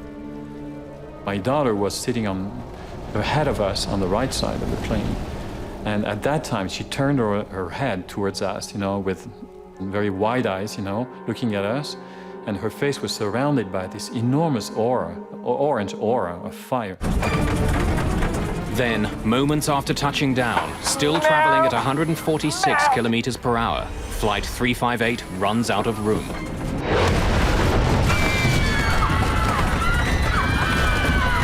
At that point that I believed that we were all going to die. It was obvious that no one can survive this kind of thing. I thought this was it.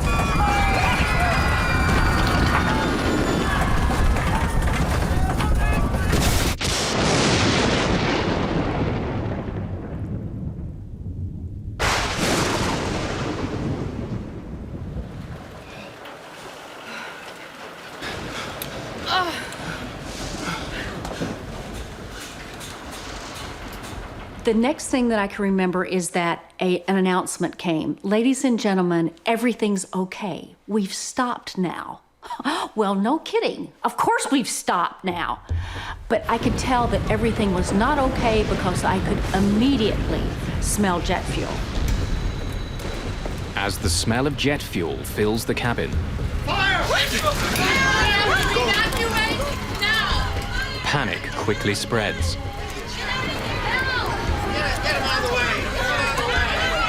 Everybody was expecting the plane to blow up. It was obvious. Smoke and flames are spreading quickly. Now it's a desperate struggle to escape.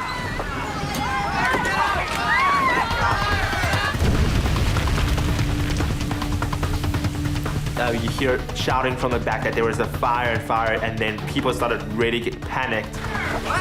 If they don't get out, they have just seconds to live. We know that about 2 minutes into a fire, in many cases, the environment becomes untenable. So 90 seconds is a good rule that we use in trying to get people out to make sure that they have as much time and safety as possible. 297 passengers are desperate to leave the plane. The only thing that matters to me now is to get my daughter Emily, who's sitting like 2 seats ahead of me, get her onto me, and protect her as we blow up.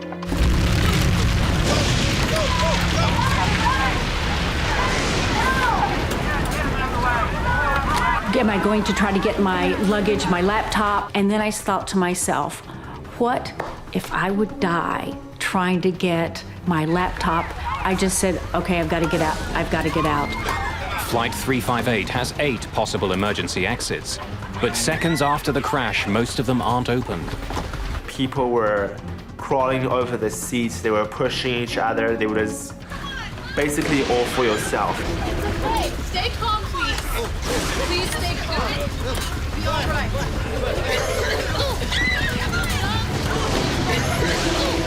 Open the door! Open the door!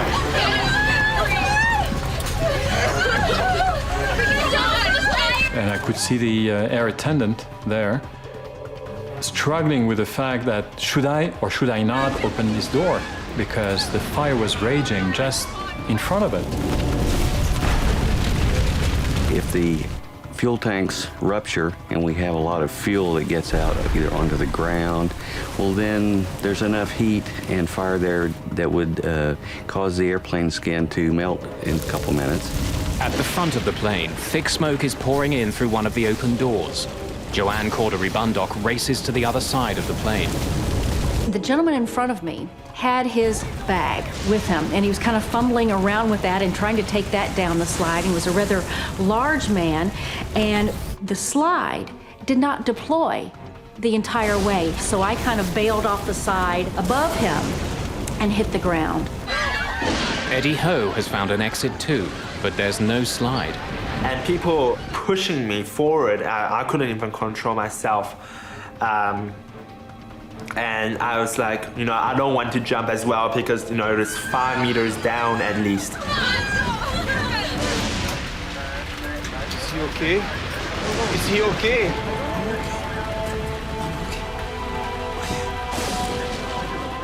In the cockpit, Captain Rosai has been badly injured when his seat was ripped off the floor by the force of the crash.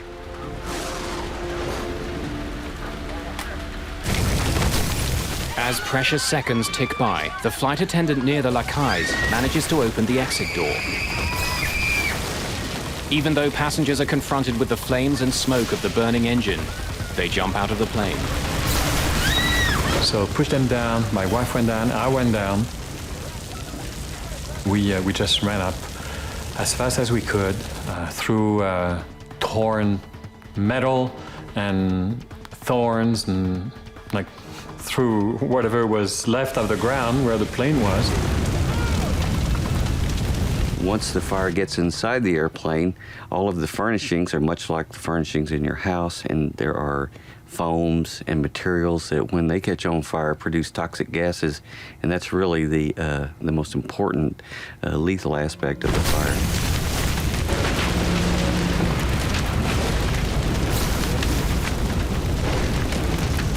basically you just had to jump. So what I did was, you know, I prayed quickly and I closed my eyes and jumped.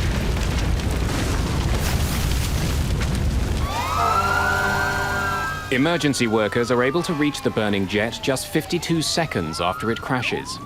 But with the threat of an explosion, it's dangerous to get too close. It was very difficult to see anything due to the rain that was coming down. There was a lot of smoke engulfing the plane, some fire that was still ongoing, as well as you could see that some of the parts of the plane had broken off, some of the wheels that were at the side of the roadway, as well as portions of the plane's wings that had broken off.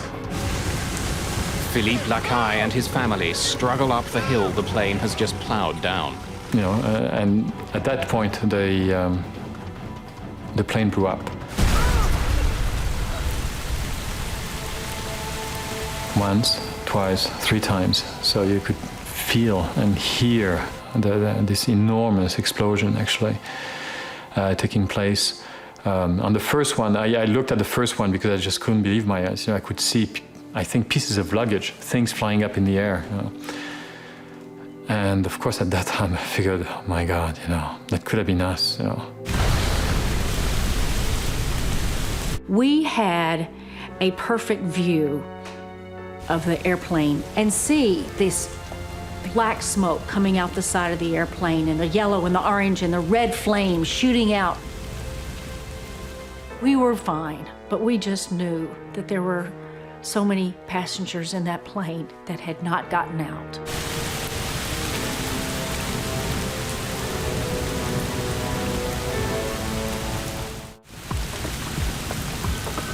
August the 2nd, 2005. Air France Flight 358 has crashed off its runway in Toronto.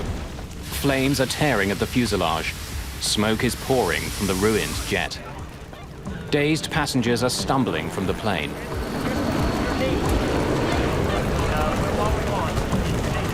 Passengers that were coming up, again, were very rain-soaked and muddy from coming up the hill.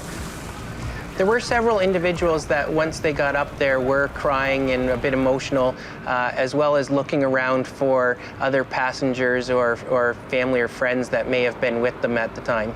About 35 minutes ago, a plane ran off the runway at Toronto's Pearson Airport. Footage of the crash quickly appears on local TV stations. Philippe Lacaille's daughter Audrey is one of the many people shocked by the pictures. She turned on her TV, and here we go. There was the Air France crash right here, live in front of her, you know, burning, exploding right in front of her eyes. 250 people on board. We have not had any reason to make a statement yet as to whether anybody has survived or escaped. Philippe Lacaille's son Julien is waiting for his father at the airport. He has no idea what's just happened to the Air France flight. What?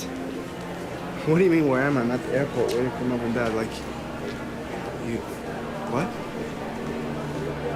So Joey didn't know anything, and he was there at the airport. And she says, well, you know what? I think you're gonna have to wait a long time because the airplane just crashed. One of the busiest highways in North America borders the airport. Just before rush hour, it's packed with thousands of vehicles. Drivers slow down, captivated by the terrifying sight of the burning plane.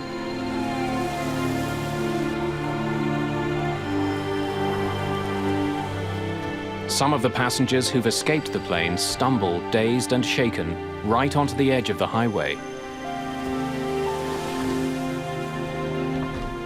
Passing motorists stop to take them to the airport.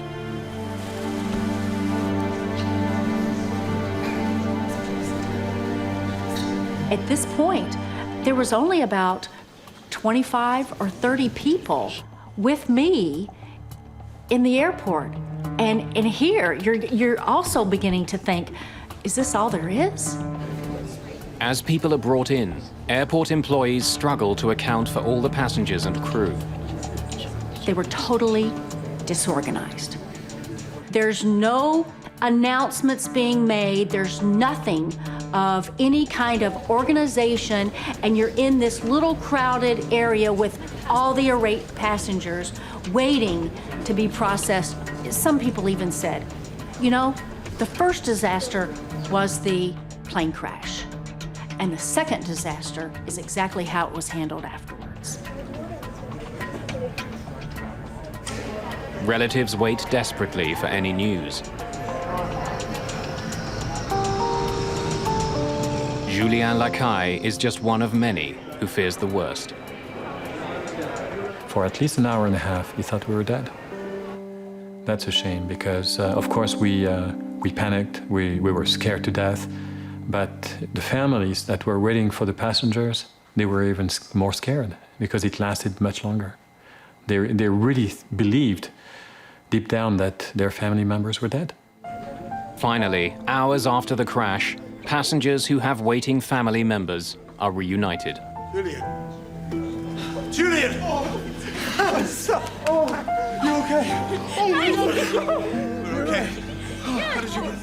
We finally met up with Julian. It was 11 o'clock at night. It was, you know, God, we're so lucky. We're so lucky. We're alive, you know.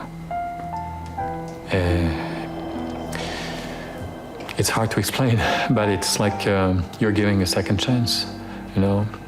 Here's my son, you know. Maybe I didn't tell him I loved him, you know, when I left for France. Now it's time to say it right away. It was a very nice moment. A very, very deep moment. It's just one of dozens of reunions.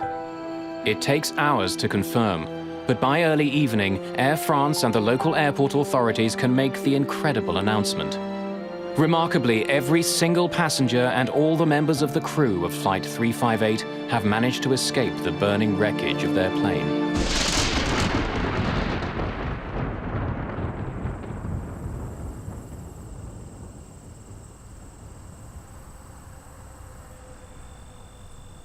The next day, smoke and charred wreckage are all that remain of Air France Flight 358.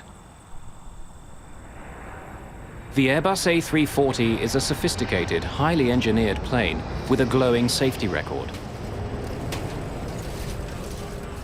What had gone so terribly wrong?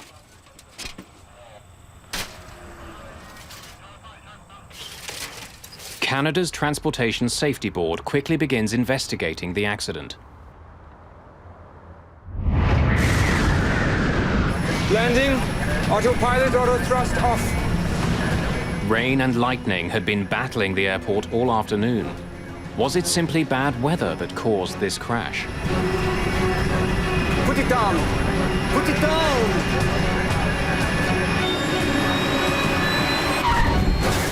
Neither the pilot nor the co-pilot have spoken publicly about the crash.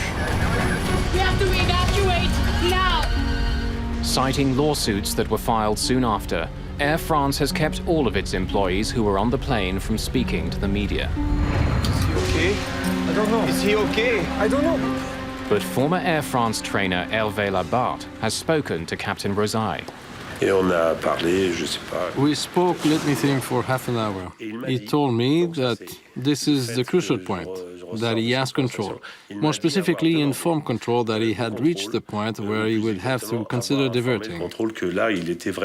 What he told me is that control informed him that they would soon open the runway. There was, of course, a lot of lightning, rain and turbulence can have a devastating effect. Instruments become more difficult to read, the aircraft is harder to handle. Investigators discover that as the crew struggled for control in the cockpit, on the ground, delicate instruments used to measure the wind at the runway were destroyed by lightning. With the ground equipment destroyed, they were relying on their onboard systems for information about wind conditions. The onboard equipment only gives them the actual wind direction and speed on the nose of the aircraft at that exact time.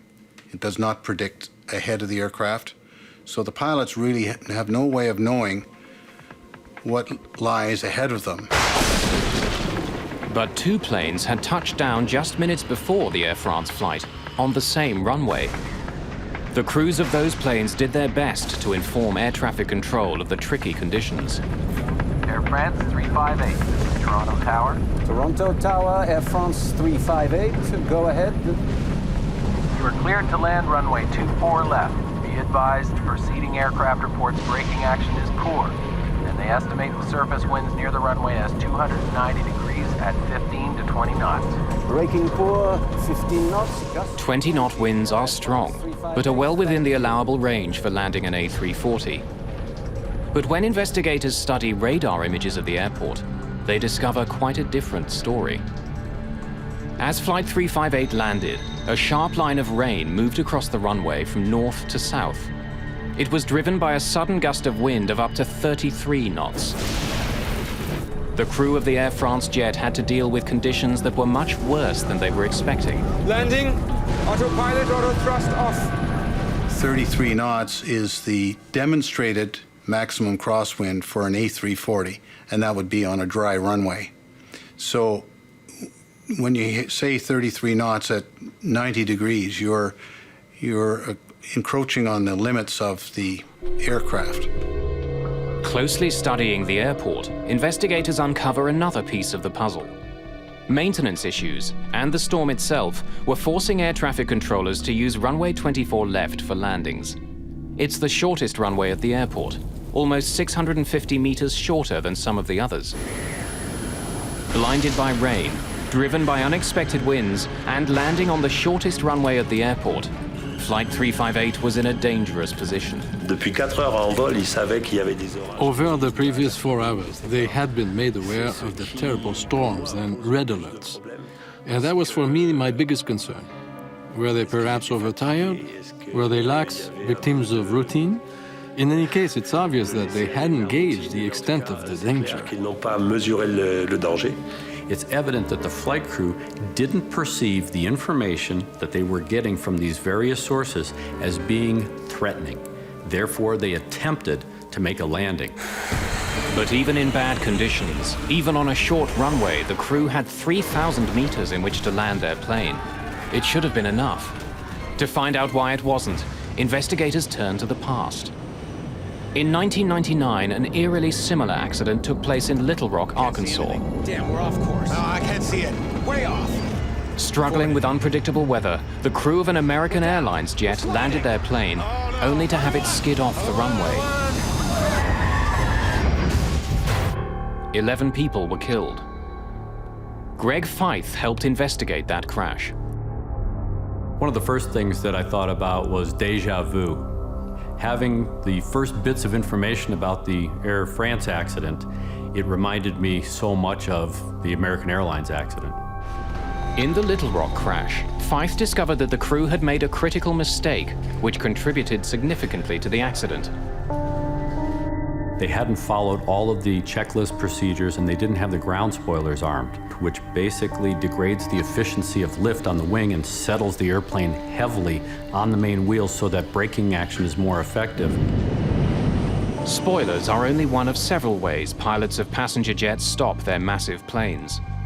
Reverse thrusters are used to redirect the engine power forward as the plane lands, and sophisticated brakes help slow the jets down. To rule out any mechanical fault, all 3 systems are examined by investigators of the Air France crash. One of the brakes on Flight 358 was destroyed in the fire, but the 7 other sets of brakes are all tested after the accident. All of them are working properly. Flaps 2. Flaps 2. F speed. Gear down. Investigators in Toronto also discover that unlike in the Little Rock crash, this time the spoilers had deployed properly. Landing gear down, spoilers armed, 4 green. And when the engines are examined, the reverse thrusters are deployed. No obvious mechanical fault can be found. As the investigation continues, a French newspaper prints a bombshell. Le Figaro publishes a story claiming that the thrust reversers, which use the jet's engines to slow it down, were not turned on until the plane had been on the runway for more than 12 seconds. As for Captain Rosay, he confirmed the newspaper report. His explanation was that his co-pilot had tense stopped and was having difficulty controlling the lateral movement of the plane. No doubt because of the strong crosswinds and because the runway was so slippery, his hand was clamped tightly on the throttle release lever, which prevented the captain from reaching it himself. So the reverse thrusters could not be activated. Shortly after the newspaper story appears, investigators publish their initial report. It confirms Le Figaro's version of events. Canada's Transportation Safety Board reveals that while the thrusters were found in the on position at the crash site, they had not been deployed as soon as the plane landed. In fact, it took 17 seconds before they reached maximum power. The delay was a question raised in the report, and I wouldn't want to hazard a guess as to why there was such a delay or what was the cause of it. I just know that pilots, as a rule, want to get those reversers in as quickly as possible for maximum stopping. The investigators reveal other confusing facts about the last few seconds of Flight 358. When it came over the start of the runway, it was twice as high as it should have been. And when it did land, it was nearly halfway down the runway. Put it down! Put it down! In these stormy conditions, the crew didn't have enough time to stop. Once they found that the airplane had floated down the runway, the pilot has to make the decision whether we stay on the ground and try to salvage this bad situation, or we abort the landing, power up, pull up, and go around, get our stuff together, and then come back for a second landing. Air France 358. But decisions in a cockpit are joint decisions. The captain and the first officer work together. If the captain sees that landing will be difficult, he must open throttle and go through abort landing procedures. That's his duty.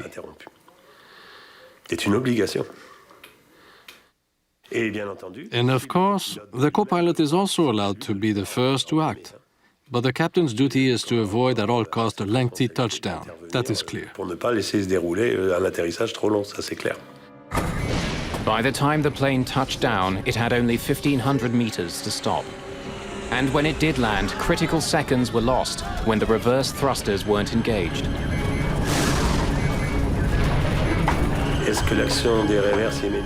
Would it have made a difference to immediately activate the reverse thrusters? Of course it would.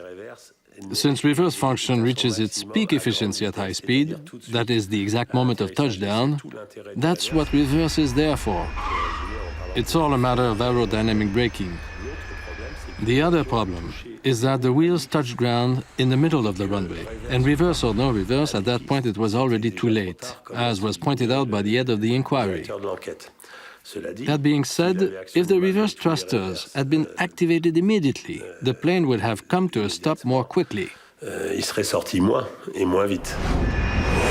In heavy storms, the margin for error is razor thin. On this rain-filled afternoon, sudden wind, a long landing, and a short runway sealed the fate of everyone on board Flight 358.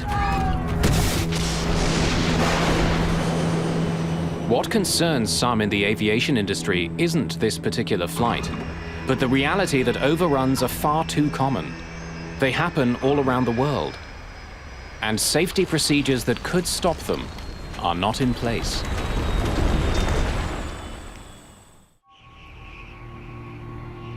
In August 2005, Air France Flight 358 crashed off the end of a runway in Toronto.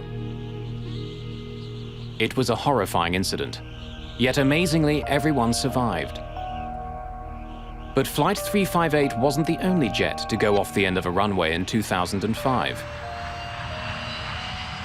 Worldwide, there were 37 other runway overruns.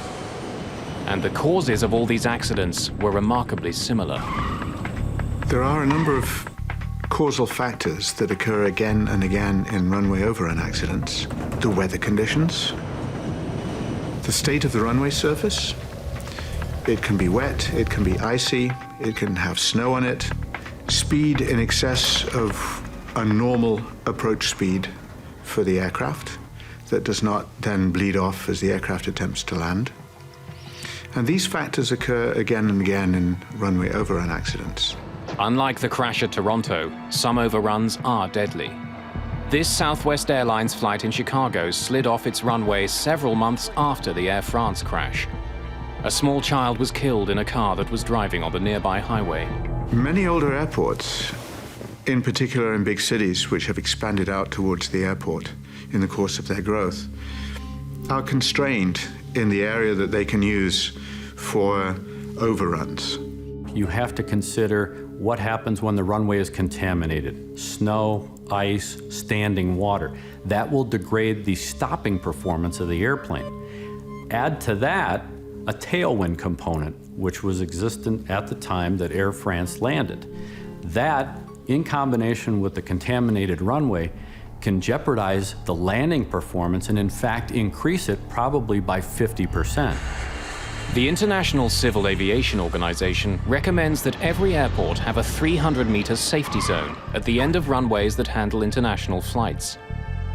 Canadian standards are a little less strict. They call for a 60-meter overrun area and recommend another 90 meters on top of that. Runway 24 left meets the low end of those recommendations. There was another runway overrun accident to the runway in Toronto, which was very closely aligned with the runway that is there at the moment, in 1978, when a DC-9, an Air Canada DC-9, rejected a takeoff and ran into the ravine. Well, the plane started to brake, and then there was just nothing, and then we dropped over the edge. There was about a 50-foot drop, I guess, at the end of the runway. We just went over the top, and then there was a heck of a bang, and people and seats all over the place. 2 people died in the 1978 accident. A coroner's inquest after the crash recommended that the gully be filled in, but it never was. It's a steep ravine. It has about a 50-foot drop-off, and when you take a large, complicated and fragile piece of machinery like a commercial aircraft and you drop it 50 feet, then it tends to break. There is a possible solution to runway overruns, but it's not being used in Toronto or many other international airports. It's called EMAS, or Engineered Material Arresting Systems. It's a form of artificial stone or artificial gravel, which has a certain depth. And anybody who's ridden a bicycle into a gravel pit knows that a bicycle stops very quickly and it can be almost impossible to pedal it out. And the same thing happens to airplanes. Several airports in the US use the system, but most international airports do not. It's very much more effective than friction braking, and it's certainly incomparably more effective than thrust reverse and spoilers.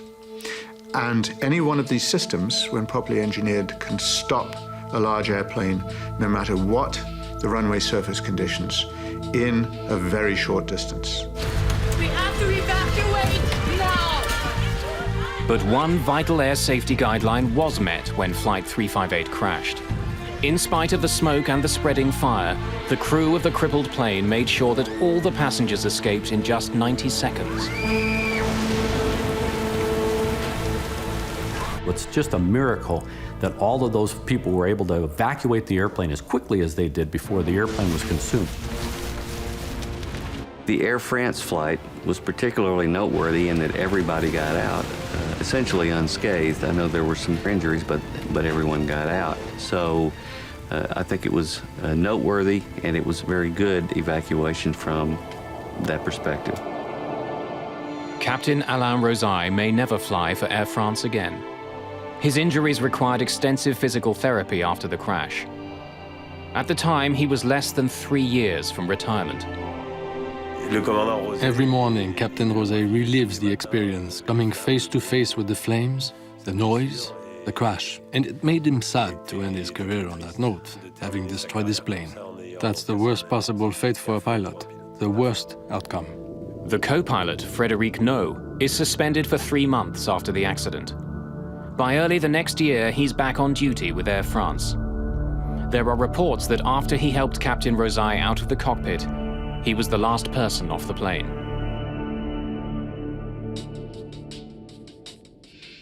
The passengers deal with the crash in their own ways. Well, I went through nightmares almost every single night, flashbacks during the day, I couldn't sleep, I couldn't eat. I questioned myself, why am I here? It's frightening, to be in such a state. And it has taught me to be strong.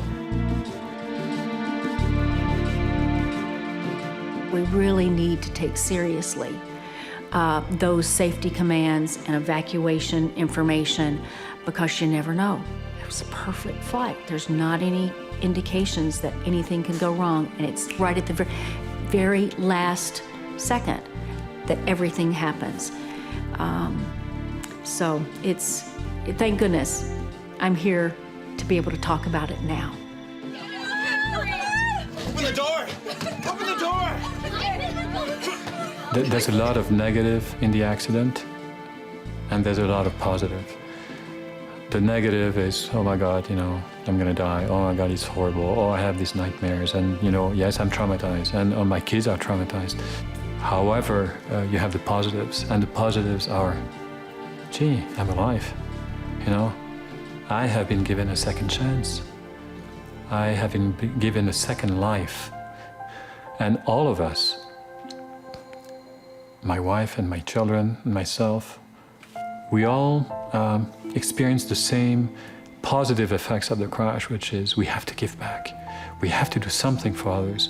We have to extend our heart out, our compassion to people who need it. It's almost therapeutic for us, The more you do for others, the better you're gonna feel. So for me, I figured, if I can extend my heart out to others, maybe it's gonna help me as well.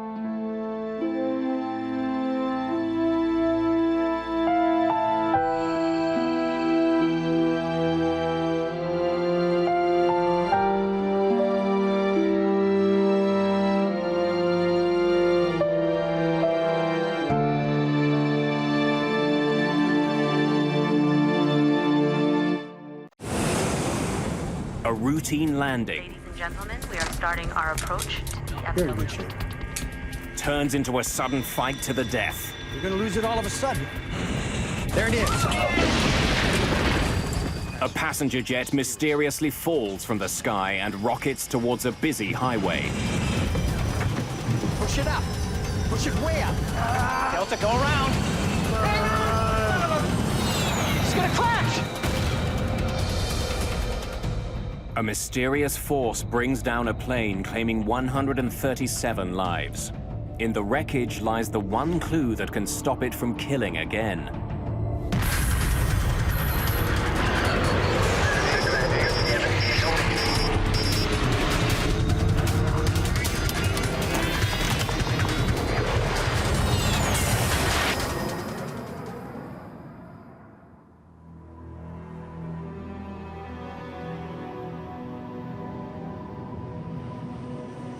August the 2nd, 1985. Dallas, Texas.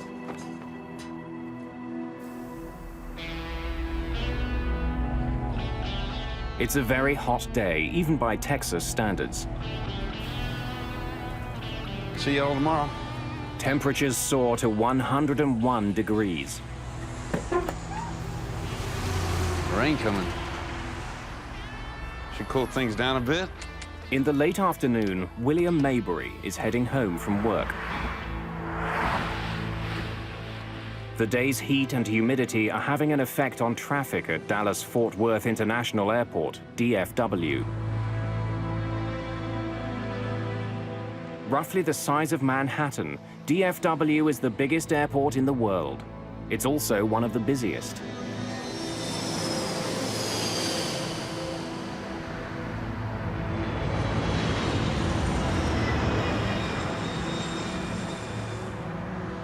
The heat has triggered some afternoon thunderstorms at the airport, creating a backlog of planes waiting to take off.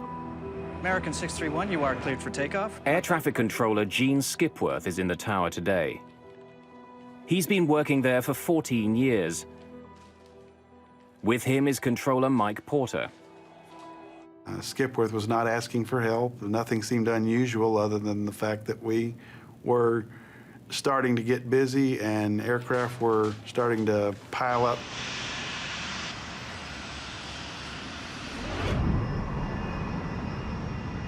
One of the many planes heading towards Skipworth's control is Delta Airlines Flight 191. Weather 6,000 scattered to 1,000 scattered. Visibility 10, temperature 101, wind calm.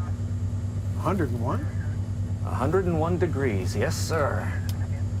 Captain Ed Connors and First Officer Rudy Price are two of Delta Airlines' most experienced pilots.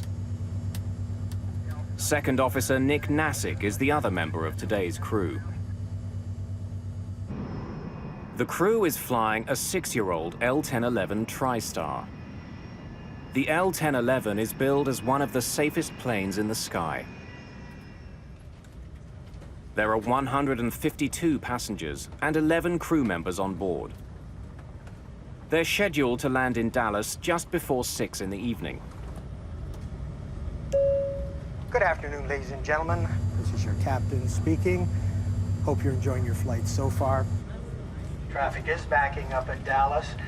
All told, we'll be about 10 to 15 minutes late getting to the gate. Please let us know if there's anything we can do to make your flight more comfortable. The delay bothers Chris Meyer. He's a frequent business traveler who's in a hurry to get home to his family for the weekend. I've been down in Florida, Fort Lauderdale, for the last 2 weeks, and it was a Friday afternoon, and I was due to go home on Flight 191. One of IBM's best-known executives is also on the flight. Don Estridge led the development of the IBM PC. He and his wife are traveling to Dallas for a family visit.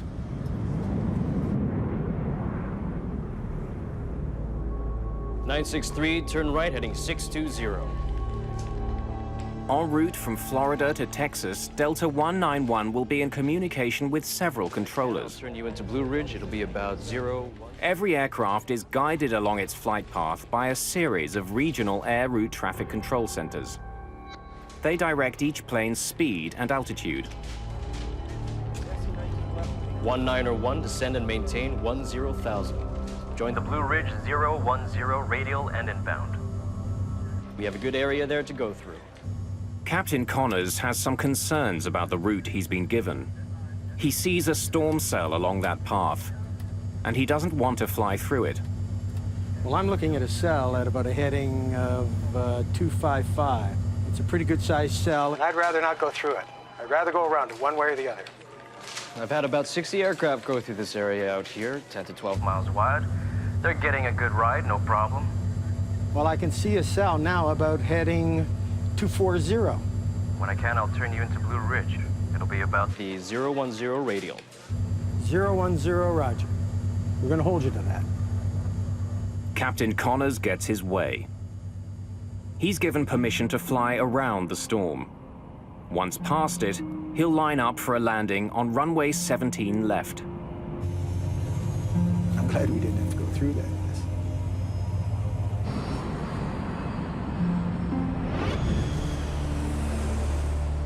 Friday afternoons are a busy time at airports. The afternoon rain is making this Friday even busier. 23-9er down to 618.96. The main priority for the controller on duty is to keep the incoming planes a safe distance apart. He wants them at least 4.5 kilometers from each other. That distance allows enough time for the violent air turbulence behind one plane to die down before the next plane touches down. Right now, Connors and Price are getting too close to the plane just ahead of them, a corporate Learjet. Delta 191 heavy, turn left 10 degrees, reduce speed to 180. To put some distance between the two planes, the controller asks the Delta crew to slow to 180 knots. Delta 191. 330 kilometers an hour. Wilco. 10-degree flaps, please. You're listening to Dallas 105 FM. It's a wet one out there, folks, so drive careful. Heading home along Highway 114, William Maybury will soon be passing DFW.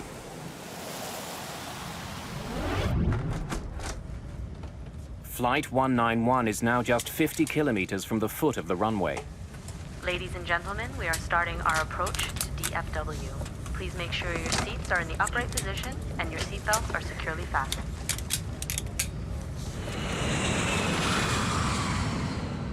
The crew begins their final descent into the Dallas-Fort Worth area. Attention all aircraft listening.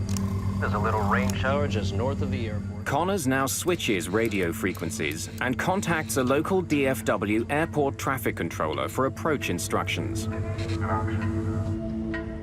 As the passengers and crew of Flight 191 prepare for their landing, a deadly force takes shape in their path. Critical decisions and missed information conspire against them. The crew will soon be engaged in a 47-second struggle, which will become one of the most important moments in the history of modern aviation. August the 2nd, 1985.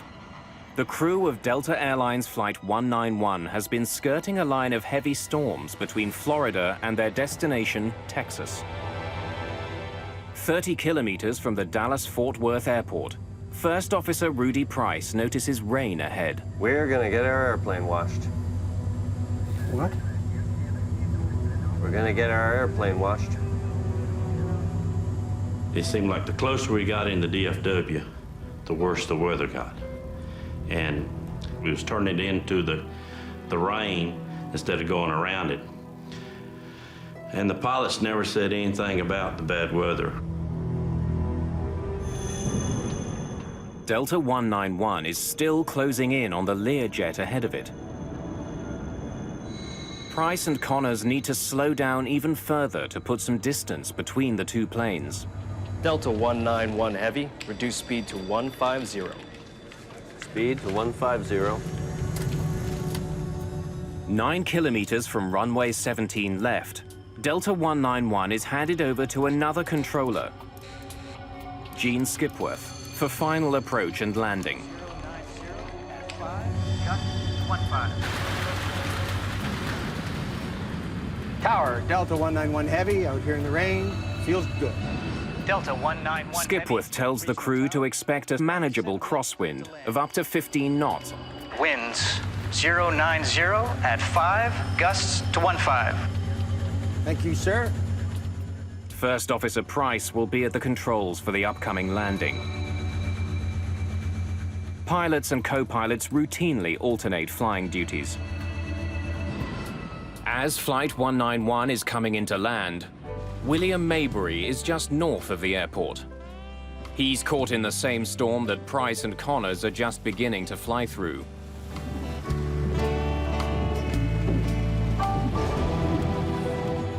Before landing check. Landing gear. Down, 3 green. Flaps, slats. 33, 33, green lights. The crew suddenly notices that they'll be flying into more than a bit of rain. There's lightning coming out of that one. What? There's lightning coming out of that one. Where? Right ahead of us. 1,000 feet. I'll call them out to you. All right.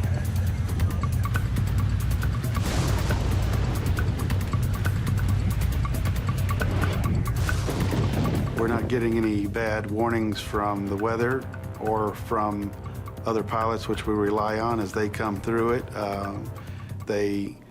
They need to report to us, and they do if they have turbulence or they have trouble on final or ran into anything abnormal. The Learjet ahead of Flight 191 lands safely. Connors and Price are now less than a minute behind. Without warning, the intensity of the storm increases. The L-1011 is being pounded by a driving rain.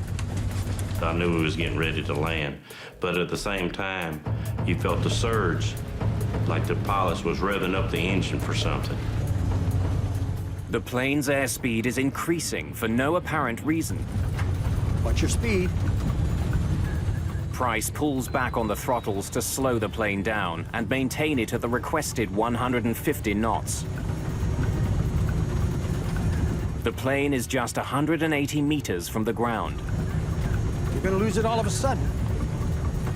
There it is. Then the plane drops rapidly. It's as though an invisible force is pushing it to the ground. Push it up. Push it way up. Way up. Way up! Way up! The crew is pushing the plane's jet engines to their full power, but can't get more speed or get the plane to climb.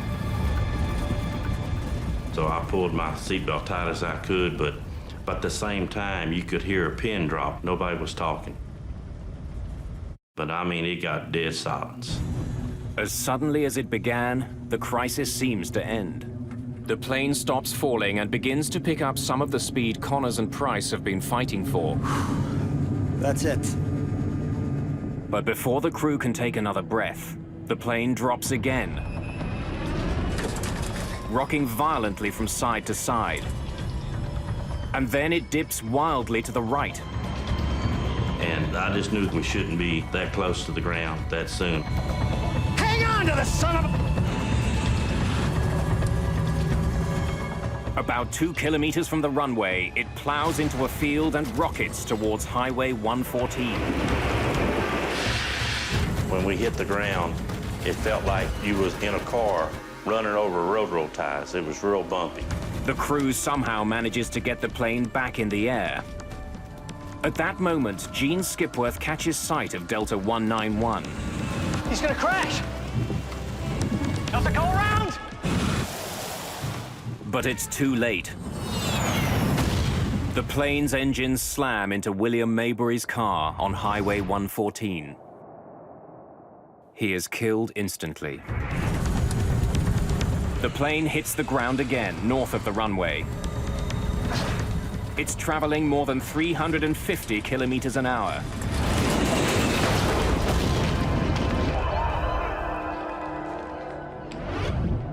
I must have caught sight of him just at the last millisecond, and he cartwheeled into the tank in just an instant, and then, of course, there was fire, not a ball of fire, but a wall of fire. It seemed like it was only a few seconds, 5 seconds at the most. I don't know how long it was. Everything was stopped. The resulting explosion is so powerful that the rear section of the plane is blasted backwards, away from the fireball. Then all of a sudden you look up and it's just nothing there. Everything's gone. You just see the whole big picture outside. Like the plane just opened up.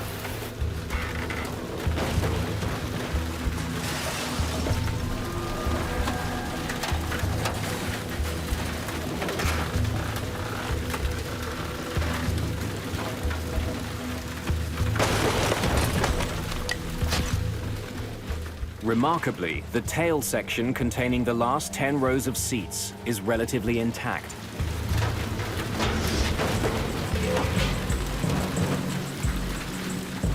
People just thrown around on the ground. Some were clothes on, some without clothes on, some were burned. It was something that you can't describe unless you were there to see it. It is something that you will never get out of your mind. Help! Over here! Hang in there, help's on the way. Then, as suddenly as it had started, the rain stops.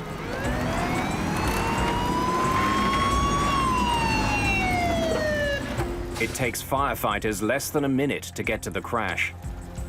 And when I arrived on the scene, I truly believe that there wasn't anybody that had survived this plane crash because there was just devastation everywhere.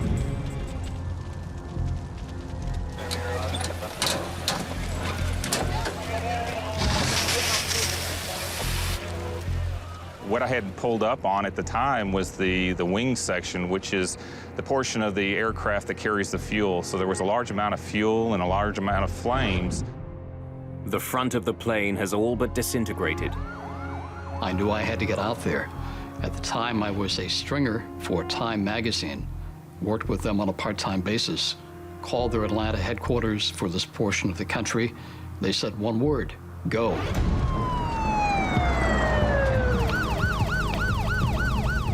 Firefighters need only a few minutes to get the raging fire under control. They then turn their attention to pulling survivors from the plane. It wasn't until the fire started to subside a little bit that I saw the tail section where there was some hope of some people surviving. There were these two women that were walking through the smoke. Ladies, clear the area! Get out of the way, clear the area! And it kind of surprised me, so I knew that there was hope and that there were people out there. Only 27 people survived the crash.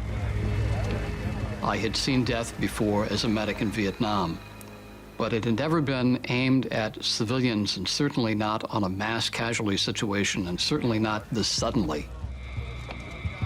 I could tell how bad it was. You could see and smell and feel the death.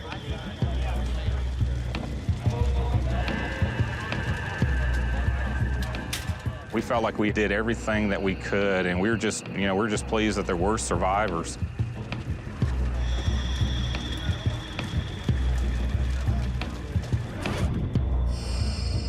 I was scheduled to sit on off seat 15A, and I told them that wouldn't be no good because that was a non-smoking section. I was a smoker, so I had to be in back.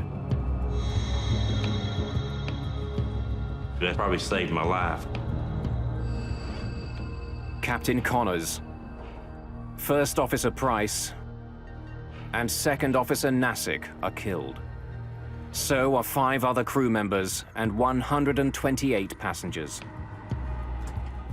IBM's Don Estridge and his wife are among the dead. In the tower, there was silence for probably 1 to 2 minutes, except for just an occasional transmission. But basically, it's just quiet, and you just sit there stunned and wishing you could do anything to take it back.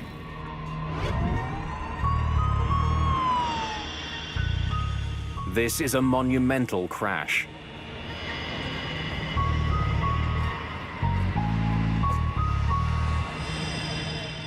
Investigators from the National Transportation Safety Board arrive at DFW, determined to find the cause.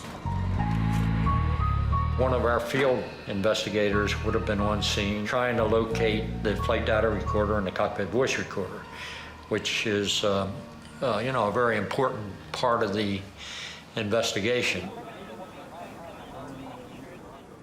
Investigators begin looking for evidence of mechanical failure. They examine the wreckage for clues that the plane was not responding to the pilot's command. It's essential in any approach or departure accident to establish what the airplane's configuration was, to assure that it was not a factor in the accident, or everything was normal on this aircraft. Investigators turn their attention away from the plane and to the skies. After any accident in commercial aviation, there are theories galore. A couple of them prevalent that evening. First, that lightning had struck the airplane. Secondly, that it had been hit by a mini tornado.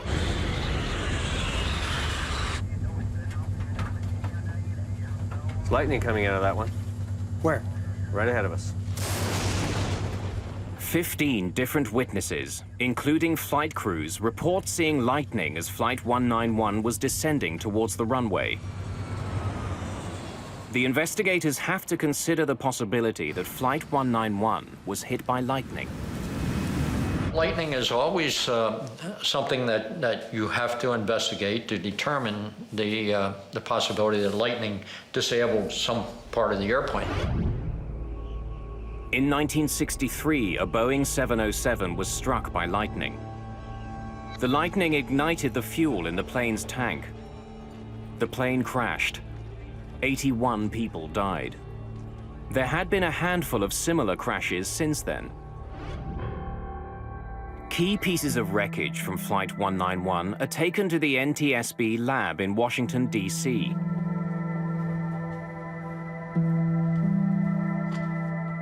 Bud Lehner is the investigator in charge of examining the wreckage, as well as the data from the plane's cockpit voice recorder. but sometimes might be very difficult to find to determine where the airplane might have been struck by lightning and where the exit point was. Lightning coming out of that one. Where? Right ahead of us. If the plane was hit by lightning, there would be evidence left behind. A device called a static discharge wick is attached to the trailing edge of an airplane's wings. It redirects static electricity into the outside air instead of into the plane, where the charge could cause a fire.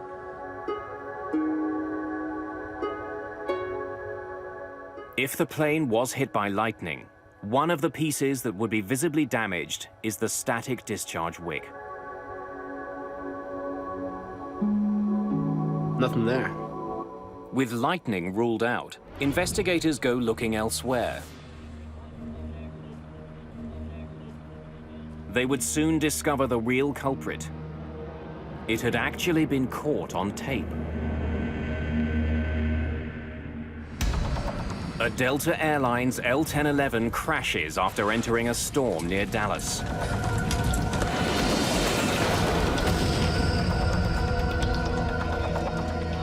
"137 people die.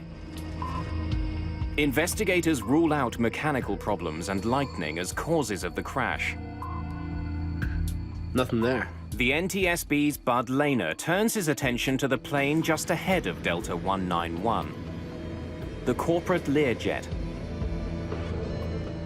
He learns that it was less than a minute ahead and flew through the very same storm. After we had passed about 5 miles from the end of the runway, we entered a rain shower, what we thought was a light rain shower, and it turned out to be the heaviest rain I've ever seen before or since. In spite of the rain, Rufus Lewis managed to land his plane safely on runway 17 left. When we broke out of the clouds, we were high and hot. So we had to use all of the runway at DFW Airport. We landed, were able to turn off at the end of the runway.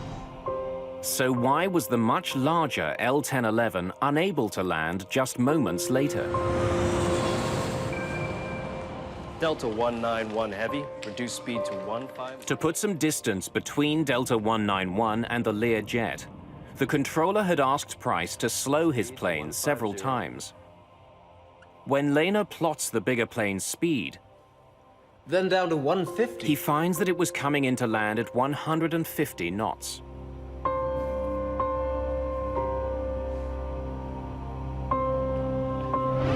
Delta 191 Heavy, reduce speed to 150. Investigators consider the possibility that Flight 191 had been traveling too slowly for a safe landing. If you don't have a lot of extra energy, you don't have anything to trade in case you get in trouble. So a lot of times in adverse conditions, the pilots, they add another 10 knots for mom and the kids. Crews don't have to follow a controller's speed request if they think it's unsafe. Price did reduce his speed. He knew this plane extremely well. He had actually helped to rewrite the L-1011's operating manual. If the captain decided that 150 knots was too slow, they would have told the controller it was too slow and they wouldn't have flown it. Lehner consults the airplane's manufacturer and interviews other L-1011 pilots. He concludes that neither the controller nor First Officer Price made any errors regarding speed. Delta 191 Heavy, reduce speed to 150. This plane should have been able to land at 150 knots. Speed to 150. Bud Lehner still doesn't know what slammed Flight 191 into the ground. But soon he finds the clues he needs on the plane's flight data recorder. It logs every adjustment pilots make to the plane's controls. The device also records external elements like temperature, wind speed, altitude, and air pressure. Whatever Connors and Price were fighting, there's a good chance it left its fingerprints on the flight data recorder. This flight data recorder gave us several parameters we didn't have before. Engine power, longitudinal acceleration, and those kinds of parameters really enabled us to do a more in-depth analysis. The plane's data recorder has documented a combination of rapidly shifting winds. Then it shifts to a downdraft. In a matter of seconds, the plane was hit with strong winds from the front, then from above, and then from behind. There you have it. For Bud Lehner, that sequence could only mean one thing: a microburst. A microburst is a violent shaft of air falling from a storm cloud. Back in 1985, few people knew more about encounters between microbursts and airplanes than John McCarthy. If you're at the kitchen sink and you turn on the water and it goes straight down and it splashes out in all directions. And that's kind of what a microburst is, except that it is extremely bad news if you're an airplane flying through it at low altitude. A plane first faces a strong headwind which lifts the plane skyward, then a downdraft which slams it towards the ground. Finally, the microburst delivers its most dangerous punch, the tailwind. And you would get a rapid descent, a loss of lift, and a rapid descent towards the ground, and easily crash the airplane. A plane's wings need a steady flow of air moving over them. That's what gives them their lift. By inhibiting that flow, the tailwind reduces lift. There's no better recipe for a microburst than the weather conditions at Dallas-Fort Worth on the day of the crash. It had been extremely hot all day, and hot air rises. When that hot air meets the cold, moist air in the storm clouds, it cools instantly and rushes violently back to Earth. A microburst. It is a tiny thing, meteorologically speaking, compared to a big storm or a snowstorm or a hurricane. It's just like a needle in a haystack. At its maximum strength, it's no more than 2 miles across, and it lasts no more than 15 minutes. So if you look at that little space and time window, it's very small. And so the probability of hitting one is low. The odds may be slim, but planes do fly into microbursts. In 1975, an Eastern Airlines flight landing in New York flew into a microburst. It slammed the plane into the ground, killing 113 people. Then, in 1982, a microburst killed another 153 people when it struck a Pan Am 727, taking off from New Orleans. It was clear that 136 people on Flight 191 had become the latest victims of a microburst. Investigators had their culprit. Unbelievable. And thanks to Flight 191's advanced data recorder, they could paint a remarkably accurate picture of it. The killer had essentially been caught on tape. But what the flight data recorder doesn't explain is how such an experienced crew fell victim to a killer You're in good shape. they were all trained to overcome. When Lehner compares the pilot's actions to the actions of the microburst, Watch your speed. he uncovers details of a fight to the death. A fight that the Delta pilots almost won. Lose it all of a sudden. There it is. He seemed to know what he was going to hit. Watch your speed. The increase in airspeed prompted First Officer Price to reduce power to his engines. Power that he would desperately need in just a few seconds. You're gonna lose it all of a sudden. There it is. When Price and Connors entered the downdraft, Push it up. they were less than 250 meters from the ground. The captain knew the characteristics of a microburst. He'd obviously been given an introduction to wind shear and microburst characteristics in his flight training. When Connors and Price encountered the microburst's tailwind, there was very little they could do. They had insufficient speed and altitude with which to maneuver. If a pilot encounters a strong tailwind at 3,000 meters, he can point his nose down and dive to pick up speed and generate lift. It's called trading altitude for airspeed. But that trade wasn't available to Price and Connors. They were just 150 meters off the ground when the tailwind struck. The only way for them to gain airspeed was from their engines. Push it up. Way up. Co-pilot responds, the airplane stabilizes. I can see that most pilots would say, well, we're through with that, and rain's going to stop, we're going to land. Momentarily, their efforts seem to pay off. Their airspeed increases, their plunge is halted. But with Flight 191 less than 150 meters from the ground, this particular microburst delivered the ultimate blow. A fierce crosswind that forces their plane to bank dangerously to the right. Combined with the microburst's other winds, the crew was defenseless.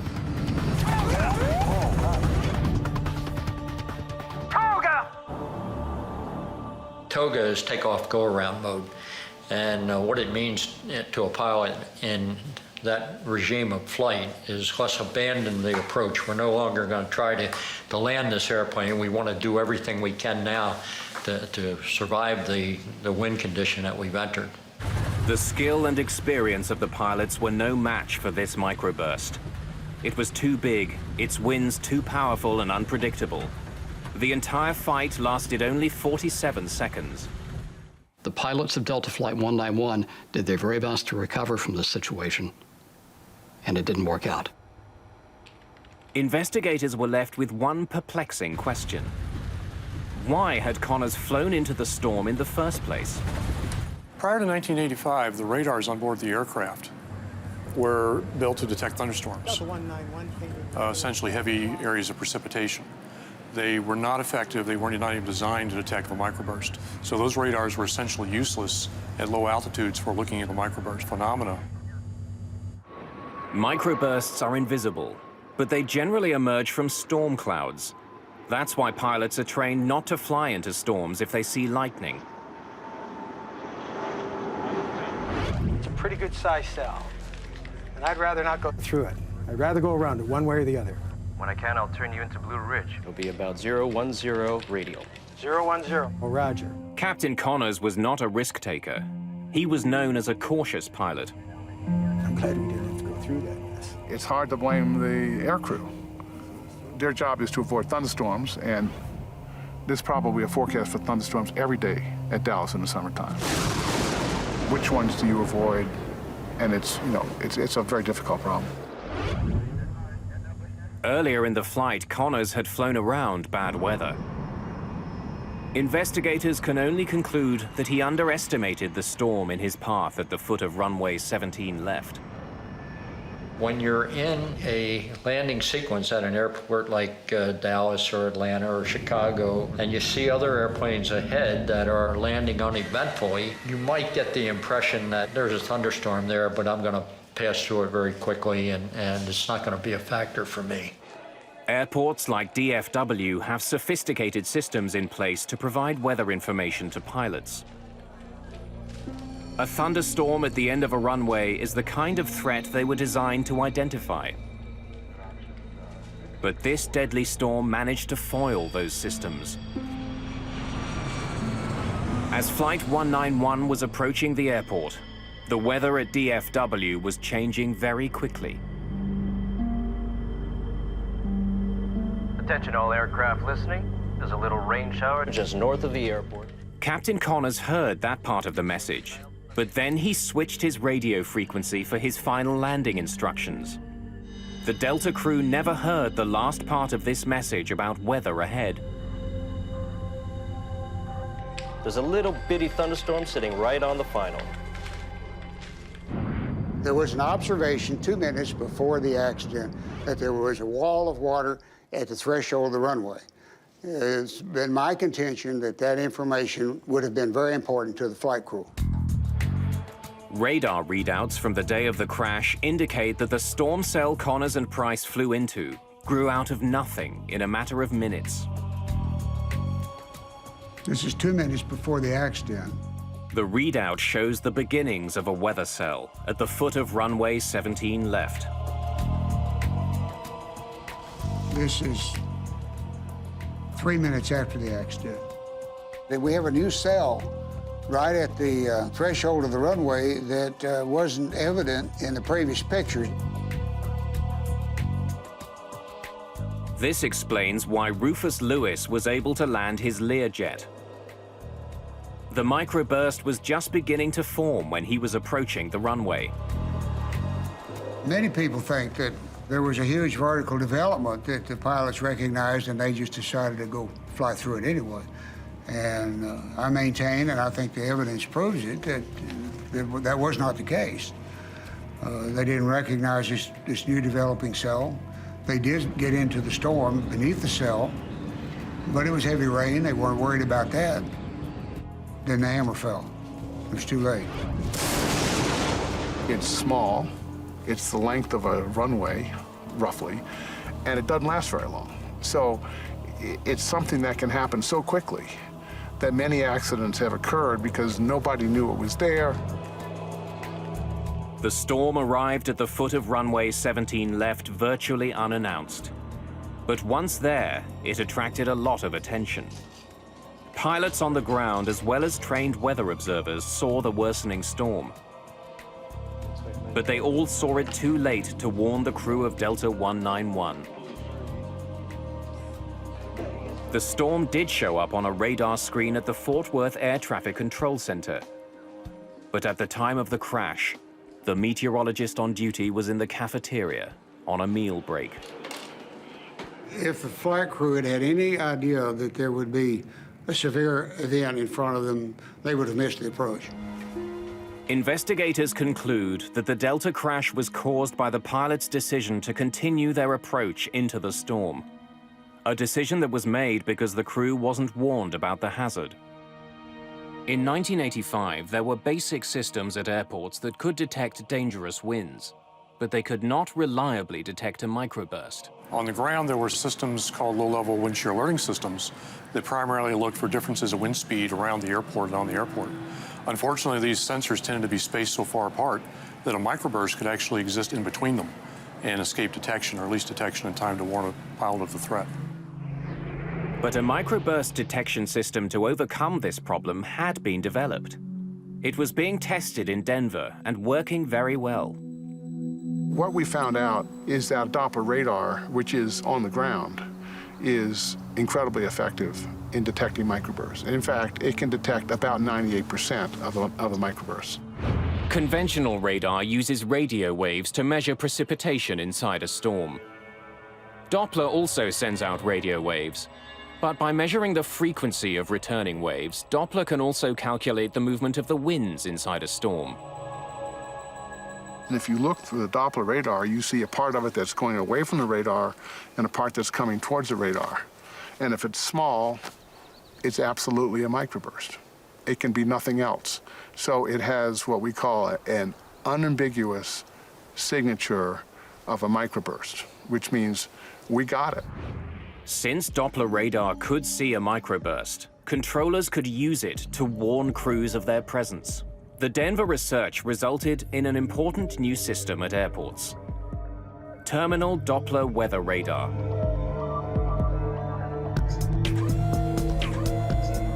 When the system detects dangerous conditions, it relays a warning to air traffic controllers, who can then alert pilots. Flight 236, microburst alert. 50 knot lock, 1 mile final, stay in tension. After the crash of Delta 191, the Federal Aviation Authority, the FAA, hurried to install terminal Doppler weather radar at high-risk airports. Dallas-Fort Worth was one of the first. The domes containing the specialized radar are now a common fixture at major airports around the world. But radar on the ground can't get the warning to the pilots fast enough. We also have an issue of ground-based systems in that it takes time to communicate the threat to the crew. The system has to detect it on the ground. It would typically go to a control position in the control tower and be relayed by voice to the pilot, which can introduce a delay of 10, 15, 20 seconds, which could be very critical. Planes also needed on-board microburst detection. A team from NASA began developing such a system by flying into the most dangerous microbursts they could find. 0. Here we go. Take it. Straight ahead. By risking their own lives, they would eventually save thousands of others.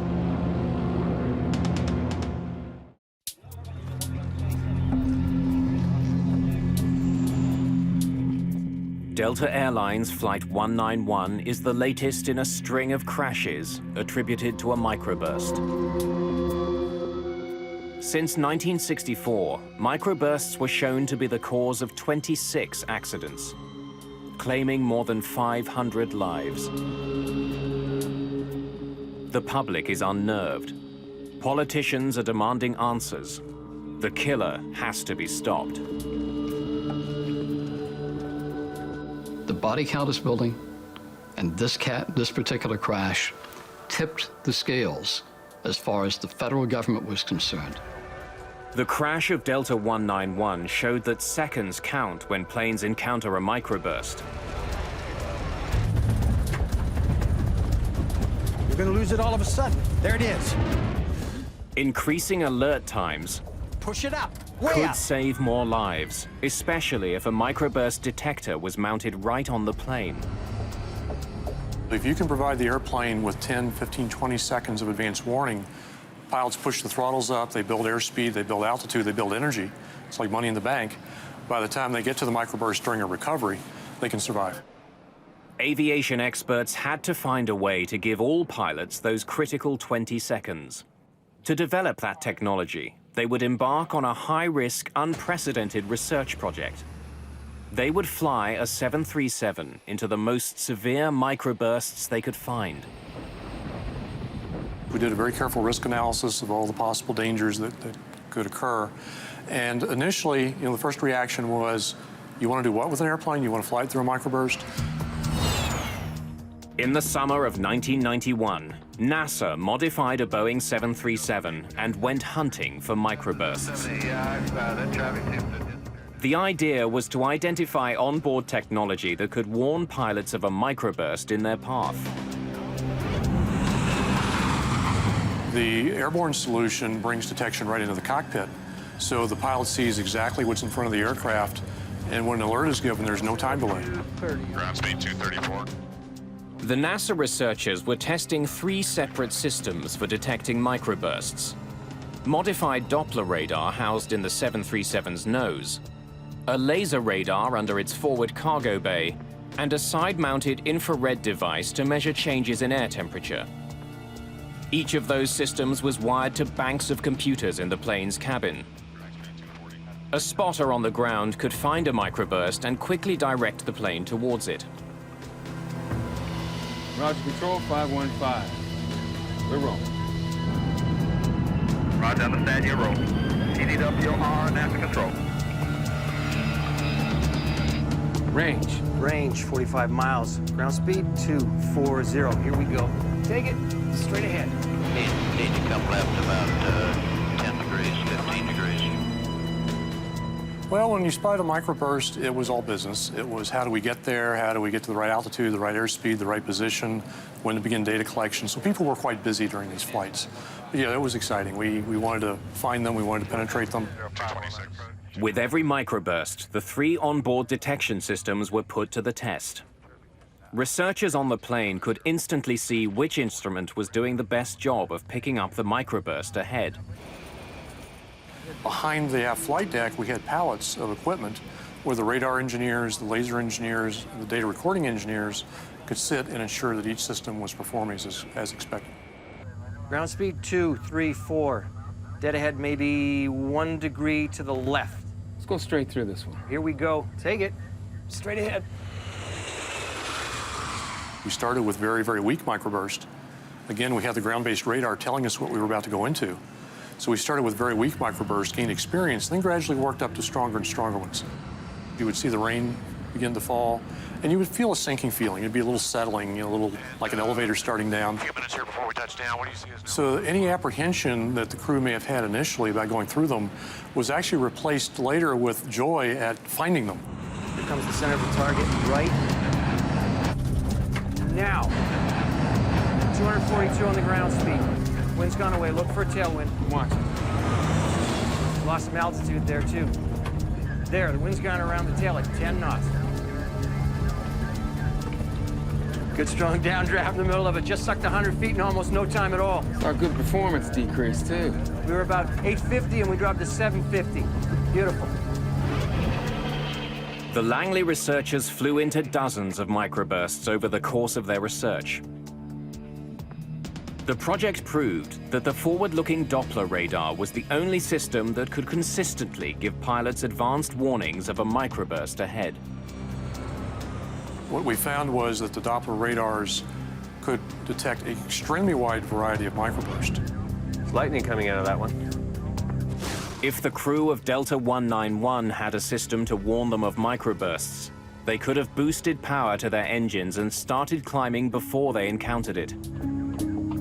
That might have given them the speed and the altitude which they sorely lacked when they began their battle with the storm. The Langley flight tests had, in effect, tamed the microburst menace. After the NASA tests, the FAA certified a Doppler-based warning system for planes. Today, forward-looking Doppler radar is standard equipment on commercial flights around the world. The good news out of all of this tragedy is so many things have now happened, from radar to ground-based systems to airborne systems, and especially to training for pilots. We think that microburst accidents are a thing of the past.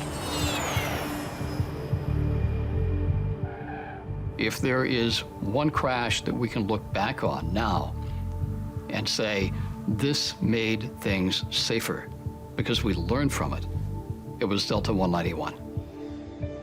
The changes made after the crash of Delta 191 have saved countless lives. Captain Connors and First Officer Price lost their fight against a microburst, but their struggle did manage to expose and disarm an invisible killer.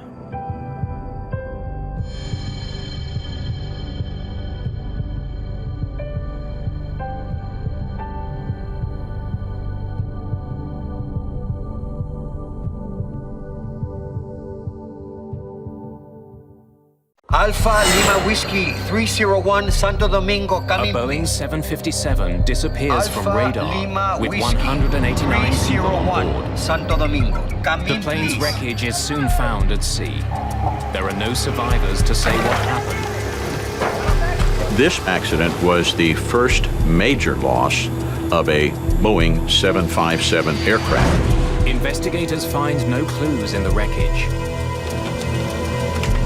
Only the plane's black box can tell them what happened. The tape raises a perplexing question. 301 Santo Domingo coming, please. My airspeed indicator's not working. What's happening? How had the failure of one single instrument caused the crash of one of the world's most sophisticated jetliners?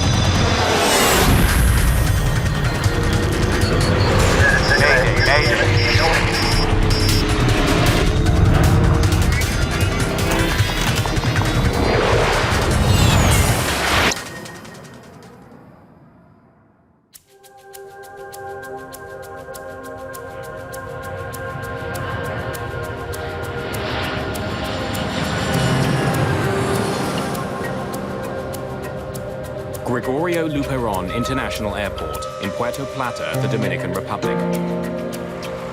February the 6th, 1996. The small Caribbean island is a popular winter getaway. A group of German tourists has been delayed. There are mechanical problems with the jet that was supposed to take them back to Frankfurt. The airline has arranged to lease another plane for the flight. The replacement jet is owned by Turkish charter company Birgenair. They have a 757 that's been sitting on the tarmac for almost 3 weeks.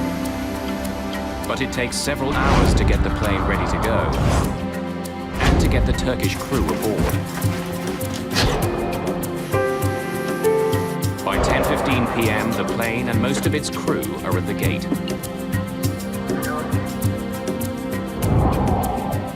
More than 4 hours after they were supposed to take off, the first of the passengers begin boarding the plane. They have a 9-hour flight to Frankfurt ahead of them.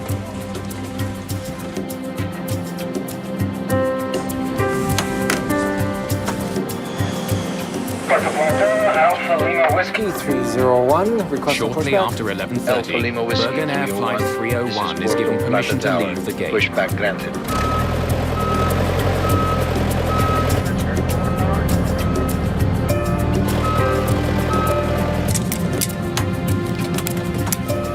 Moments later, it taxis to the threshold of the runway.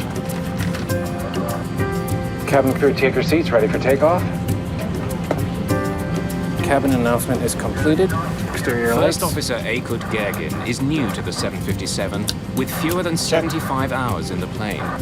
Before All in the takeoff, last checklist 3 completed. months. Thank you. Ready for takeoff. In contrast, Captain Ahmet Erdem is one of Birgenair's most senior pilots. He's logged thousands of hours in this type of plane. Alpha Lima Whiskey 301, ready for takeoff. 301, cleared for takeoff, runway 08. Cleared for takeoff. Runway 08, 301. Thank you. A good flight. Good flight. Good flight. Mulis Evrenesolu is on this flight as a relief pilot. Like First Officer Gergin, he's been flying the 757 for less than 3 months.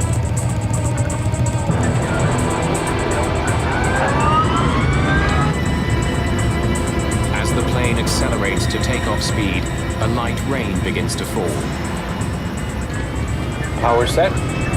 Okay, check. First Officer Aykut Gergin watches his airspeed indicator for a routine instrument check. As the airplane's accelerating to takeoff speed, the first officer calls 80 knots. 80 knots. Check. The captain, in theory, should verify that his airspeed indicator also reads 80 knots. My airspeed indicator's not working. The captain's airspeed should read the same as his first officer's.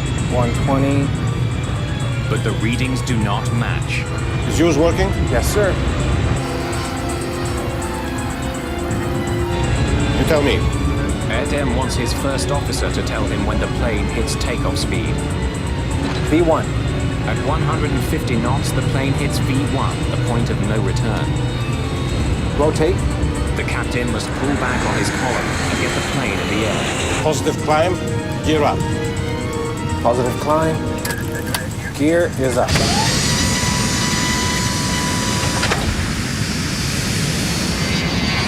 At 11:42, the plane takes off. Seconds later, Captain Erdem's airspeed indicator comes to life.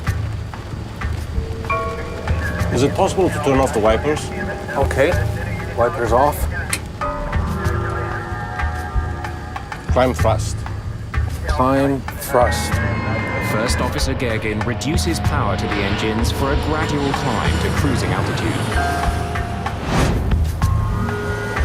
301, airborne 45, switch over Santo Domingo, 1243. 1243, bye-bye, sir. Climbing through 2,500 feet. Santo Domingo, good evening. First Officer Alpha Lima Gergin Whiskey establishes 301, contact climbing with the with you. island's main tower in Santo Domingo. Alpha Lima Whiskey 301, climb and maintain 280. Center autopilot on, please. Center autopilot, as command. Thank you. 1 minute and 30 seconds into the flight, the autopilot takes over.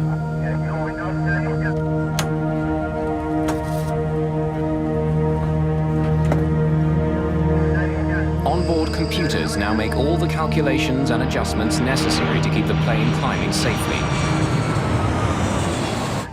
Almost immediately, the computer reports a problem.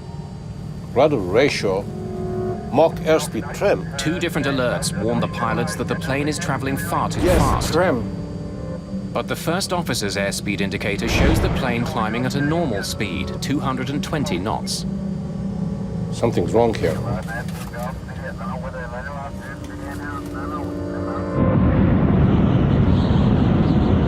Unaware that there are any problems, the controller directs Birgenair Flight 301 to continue climbing.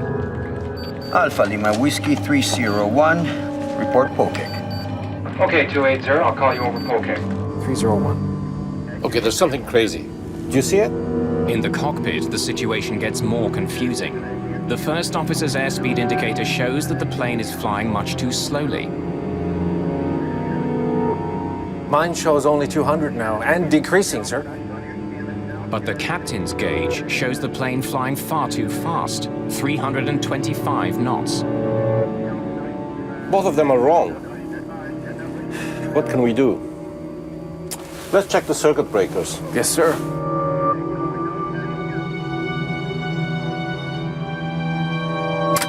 As the first warning is eliminated, a more persistent warning replaces it. The overspeed warning tells the crew that they are approaching 350 knots, the maximum speed at which the plane was designed to fly at this altitude. Okay, it's no matter. Let's pull the airspeed. Let's see. Resetting the circuit breakers turns off the alarm, but it doesn't fix the problem. Captain Erdem's airspeed indicator still shows he's flying much too fast. Now it's 350, yes? Confused by the conflicting information, Captain Erdem decides to do what the plane wants. He slows down. Let's take that like this. With terrifying results. The 757 is sending out warnings that are confusing the crew.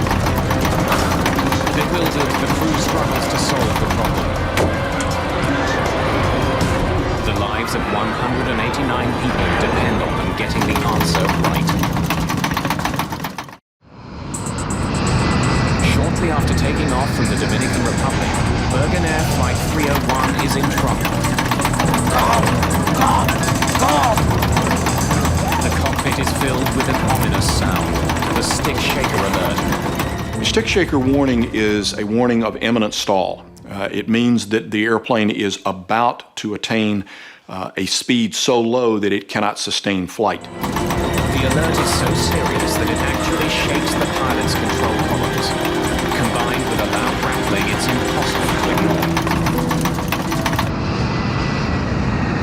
To add to the crew's confusion, the plane begins to vibrate and dip wildly.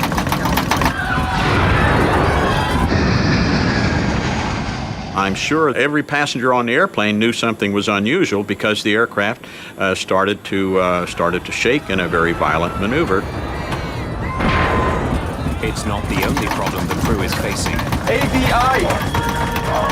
The attitude deviation indicator is basically a round gauge that on this airplane is a screen, but it's blue on the top and brown on the bottom, and it shows not only the pitch of the airplane, but also roll. On the gauge, blue represents sky. The more blue, the steeper the climb. Right now, it's showing that the plane's nose is pointing dangerously high. Then, more than 7,000 feet above the ocean, the plane rolls hard to the right and begins to plummet from the sky. From the time that the stick shaker activates, it is now going to require proper action from the flight crew to sort this out, or they will end up losing control of it. The window of decisions is closing on them, for if they let it stall completely, maintaining control of the airplane will prove to be very difficult. Captain Erdem struggles desperately to get his plane to climb. Nose down. He has just a few thousand feet to pull a 100-ton airliner out of a deadly storm. The less experienced pilots utter prayers and offer suggestions. Thrust! AVI! 301, squawk 377. Stand by. Air traffic control is still unaware that Flight 301 is in grave danger. The timing! What am I to do? You can level off. Our altitude's okay. The plane is falling fast. Okay, 5,000 feet. Captain Erdem is trying to fly a plane that's become virtually uncontrollable. Plus levers, fast! Gergin pushes the throttles to full power, but it doesn't help. The plane spirals towards the sea. What's happening?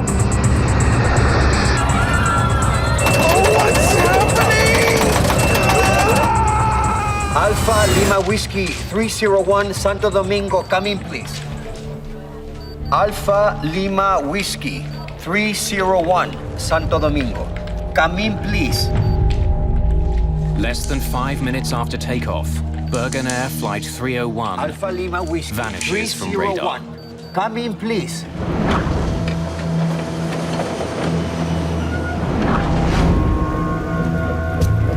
The Dominican Navy begins searching for the missing plane and its passengers.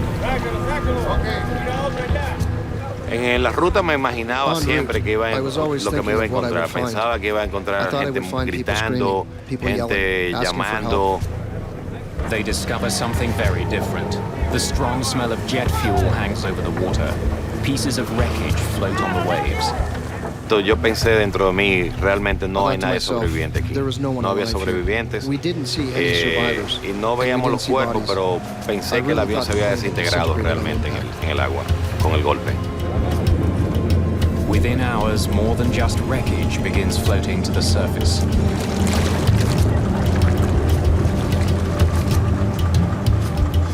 Hasta ese momento todavía no sentía como a eso de las 5:20 de la mañana, cuando los cuerpos comenzaron a salir. Sí, yo sentí en mi corazón sentí una honda pena realmente. Me sentí que no sabía si iba a sacar fuerza para poder hacer el trabajo en ese momento.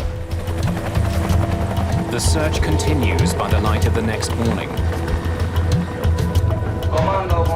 American and Dominican rescue ships scour a 1,300 square kilometer area for survivors. None are found.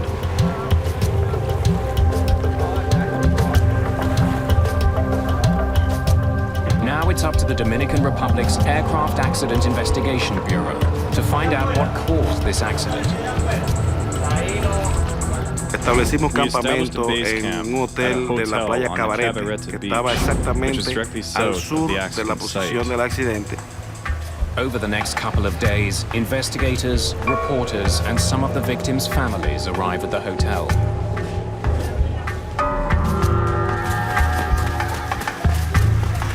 Nearby, evidence of the disaster reaches the Dominican shores. Wreckage and passengers' possessions are washing up on the beach.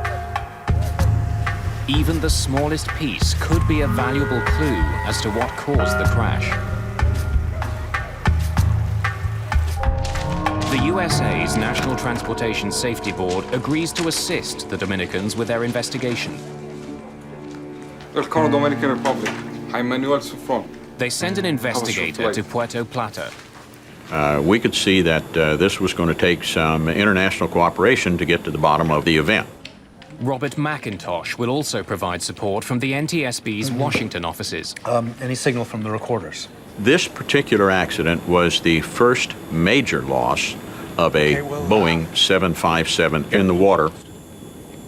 There was added urgency because the aircraft was going into the livery of many American-operated airlines and on the market for the worldwide passenger service.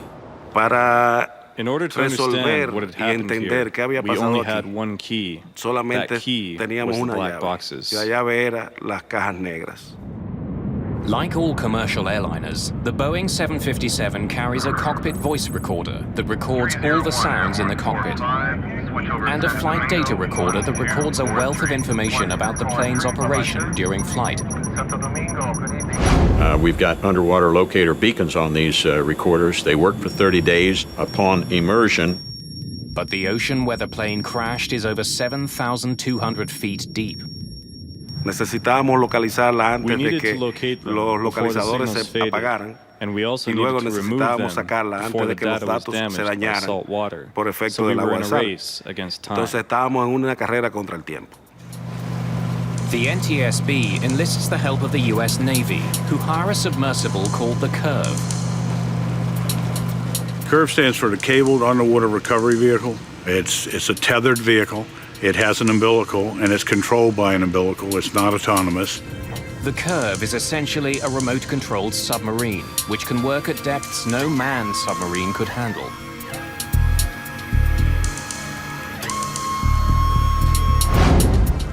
While the Curve travels from the United States, Major Souffrant starts to examine the evidence he has. We Radar on the ground tracked the plane as it climbed into the night sky. And then I have the radar.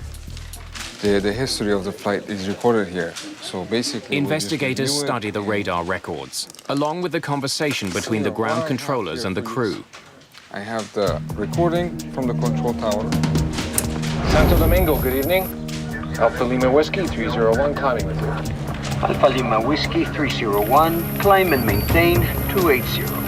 Okay, 280. The exchange between the controller and Flight 301 is normal.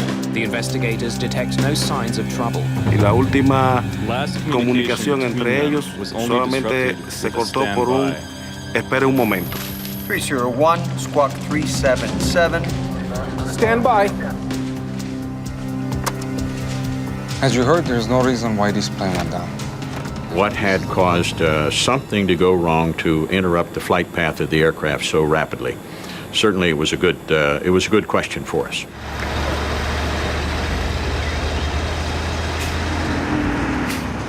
Any debris that's found is taken to a Dominican military base to be examined.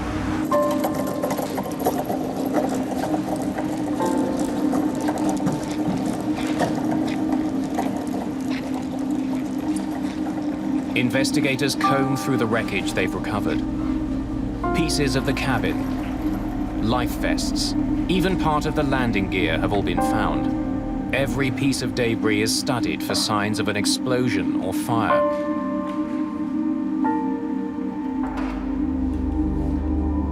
Investigators also check if any of the life vests are inflated. That would suggest passengers had some warning before the plane plowed into the sea. Cords on some of the life vests are hanging loose. But investigators conclude that could be the result of the plane's violent impact. The crash was so powerful, it has compressed coffee cans into flat pieces of tin.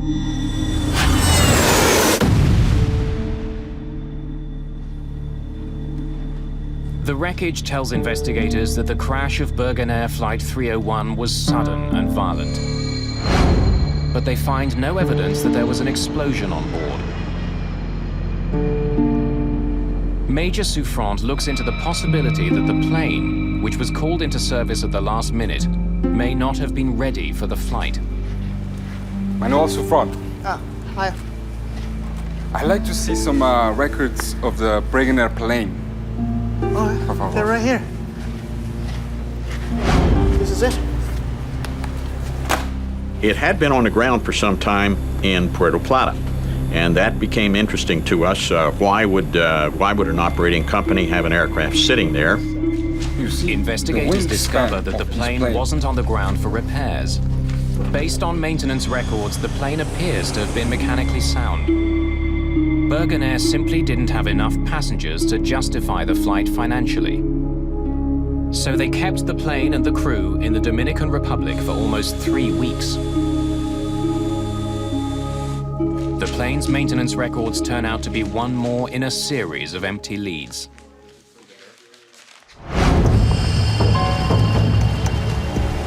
The Curve arrives in Puerto Plata Harbor.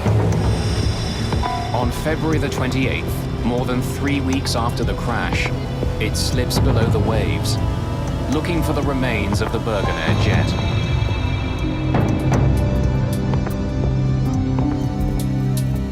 It takes the robotic submarine 2 hours just to descend the 7,200 feet to the ocean floor. From there, it sends back images of the wreck of Flight 301.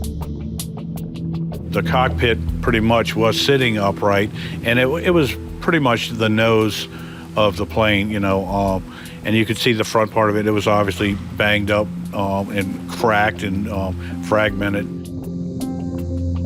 The clues investigators need to solve the mystery of this plane crash lie somewhere amongst the plane's twisted wreckage.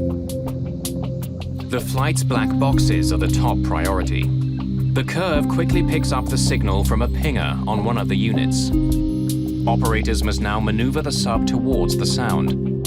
They have to be able to see the boxes to pick them up with the robotic arm. It takes just 90 minutes to find the first black box. The first one was sitting out in the open.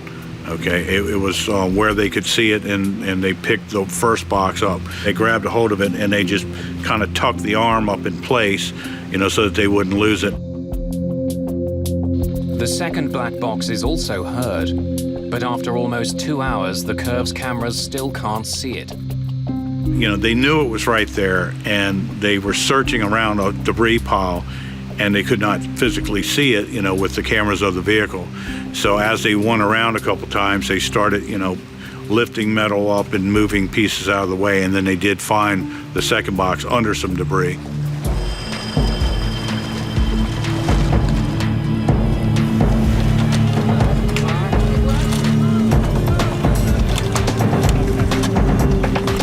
Flight 301's flight data recorder and cockpit voice recorder are brought to the surface and loaded onto a waiting jet.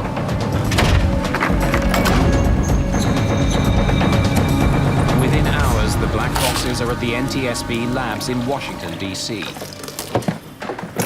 Technicians prepare to extract the precious data from the boxes. Investigators hope it will tell them what happened aboard Birgenair Flight 301. They'll soon uncover a stunning miscommunication between a seasoned pilot and his plane.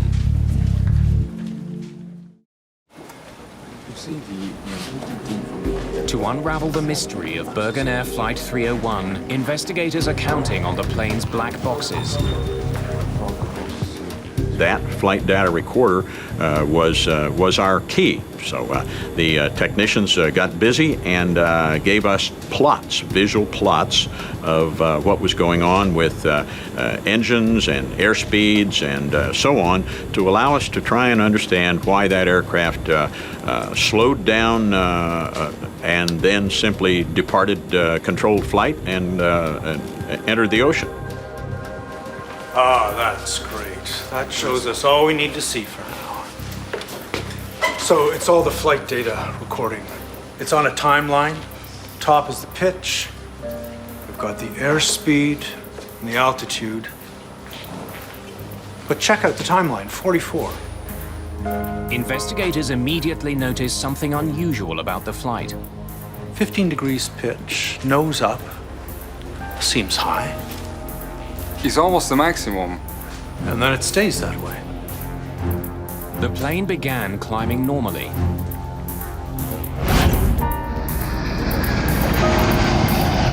Center autopilot on, please. But investigators noticed that shortly after the autopilot was switched on, the plane's nose pitched upward. They also see that the plane's airspeed seems much higher than it should be. 350 knots. It can't be right. Oh, there's definitely something wonky about the airspeed numbers. This brought us to the question of perhaps we should be looking over on the other side at the cockpit voice recorder and see what kind of information was coming from there. Can you cue that up and play it? Investigators soon start filling in the missing pieces of the puzzle. 80 knots? My airspeed indicator is not working. They learn that Captain Erdem noticed that his airspeed indicator wasn't working. Fuel's working? Yes, sir. You tell me. V1. Rotate. But Erdem didn't think the problem was serious enough to abort his takeoff. The tape reveals that once they were airborne, the crew quickly became overwhelmed by a series of warnings. Rudder ratio, Mach airspeed trim, something to investigators, the captain seems to become increasingly bewildered by the messages he was getting from his plane. Mine shows only 200 now, and decreasing, sir. Both of them are wrong. What can we do? Investigators don't know why the captain's airspeed indicator wasn't working. They do notice that the captain's gauge came back to life as the plane started to climb. Okay, it's no matter. Let's pull the airspeed. Let's see. It's a telling discovery, which leads investigators to focus their attention on the device that feeds the gauge's airspeed information. The Pitot tube. A Pitot tube is an airspeed sensor. A pipe open at one end that responds to air pressure. When the plane travels forward, an increase in air pressure inside the Pitot tube causes the airspeed indicator's needle to move. My airspeed indicator's not working. But if a pitot tube becomes blocked, it can send faulty readings to the plane's gauges. Blocked pitot tubes have been a factor in previous plane crashes. In 1982, a Boeing 737 crashed in heavy snow in Washington, D.C. shortly after takeoff. The pitot tubes were blocked with ice.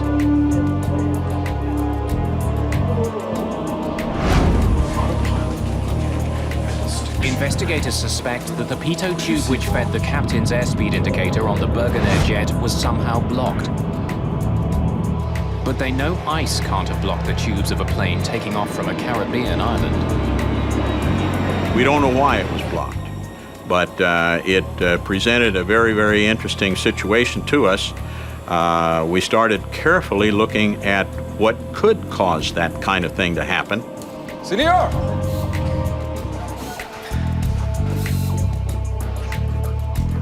Major Souffrant has a theory. He returns to question the airplane's mechanics. Senor Souffrant.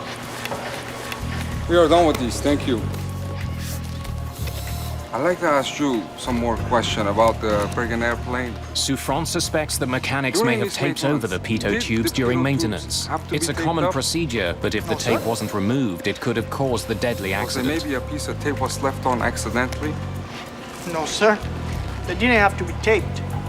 We never did anything with the pitos. Did you put the pitot covers back on them when the maintenance was finished? It didn't have any covers with it. We didn't take any off, and we didn't put any on.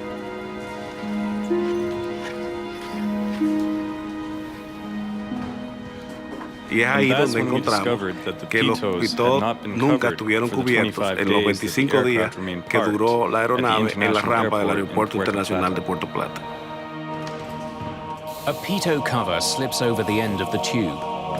Regulations state that these covers must be installed any time a plane will be on the ground for an extended period of time. A prominent flag is meant to remind pilots and technicians to remove them again before takeoff. Investigators find that the Birgenair pitot tubes were never covered, and somehow the uncovered pitos had become blocked. Recovering the tube from the ocean floor is the only way for investigators to answer a pressing question. What blocked the pitot tubes? Nobody knows for sure. The evidence is 7,000 feet down in the Atlantic Ocean. But even if the pitot tubes were blocked, how could it have caused the crash of a modern jet and the death of 189 people? It's not like your car where you have only one speedometer. In this kind of an aircraft, you have a total of 3 airspeed indicators, and there's a flight data computer which is computing the velocity in relation to the ground. I'd like to welcome you all this afternoon. As you know, I'm Bob McIntosh. Using information from the black boxes, the NTSB pieces together a real-time animation from liftoff to the final moments of Flight 301. This is the indicator. The captain actually realized that his speed indicator was not working. Is yours working? Yes, sir. The big question for investigators is how could one faulty airspeed source result in a crash? He realized it at a time when he could have aborted, he could have turned back, but he chose to continue. Right now, investigators analyze the captain's every move and find that he allowed a small error to escalate and ultimately overwhelm him. Rotate. Positive climb, gear up. Moments after liftoff, Captain Erdem's airspeed indicator appears to be working. And then that means it's at odds. But investigators suspect the gauge is responding to changes in altitude. Climb, thrust. As the plane climbs through the thinning atmosphere, the air trapped inside the tube expands, causing a buildup of pressure. Inside the cockpit, this causes the airspeed indicator needle to deflect. Even though altitude is causing the increase in pressure, the sensors mistakenly read it as an increase in airspeed. So at this point, the takeoff is standard, nothing's... Captain Erdem may have had 5 separate sources of airspeed to rely on, but investigators noticed that when the trouble started, he wasn't flying the plane. Center autopilot on, please. Center autopilot has command. Thank you. The autopilot was. And unless the crew reconfigures it, the autopilot gets its airspeed information from only one source. Remember, the autopilot gets its data only from the captain's Pitot tube, the one that was blocked. The data shows that the trouble on Birgenair Flight 301 began when the autopilot took over. Right after the autopilot is engaged, the plane's nose begins to rise. Investigators suspect that the crew didn't realize that the blocked Pitot tube was feeding the autopilot faulty information. The computer registered that the plane was traveling too fast and raised the nose to slow it down. It soon rises to 15 degrees, then it stays there. Raising the nose works like an air brake. It slows the plane by creating drag. The autopilot is programmed to never bring the nose higher than about 15 degrees. Any higher, and the plane would slow down too much and stall.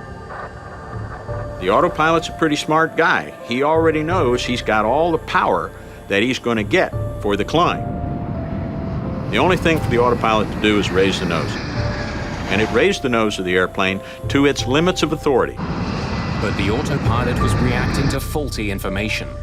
Moments later, it sent out two different warnings. Rudder ratio, Mach airspeed trim. That the plane was traveling too fast to be controlled safely. And the airplane begins picking up warnings, rudder ratio, a variety of things that the airplane is sensing problems. Okay, there's something crazy here. Do you see it? Yes, there is something crazy. Mine shows only 200 now, and decreasing, sir. Both of them are wrong.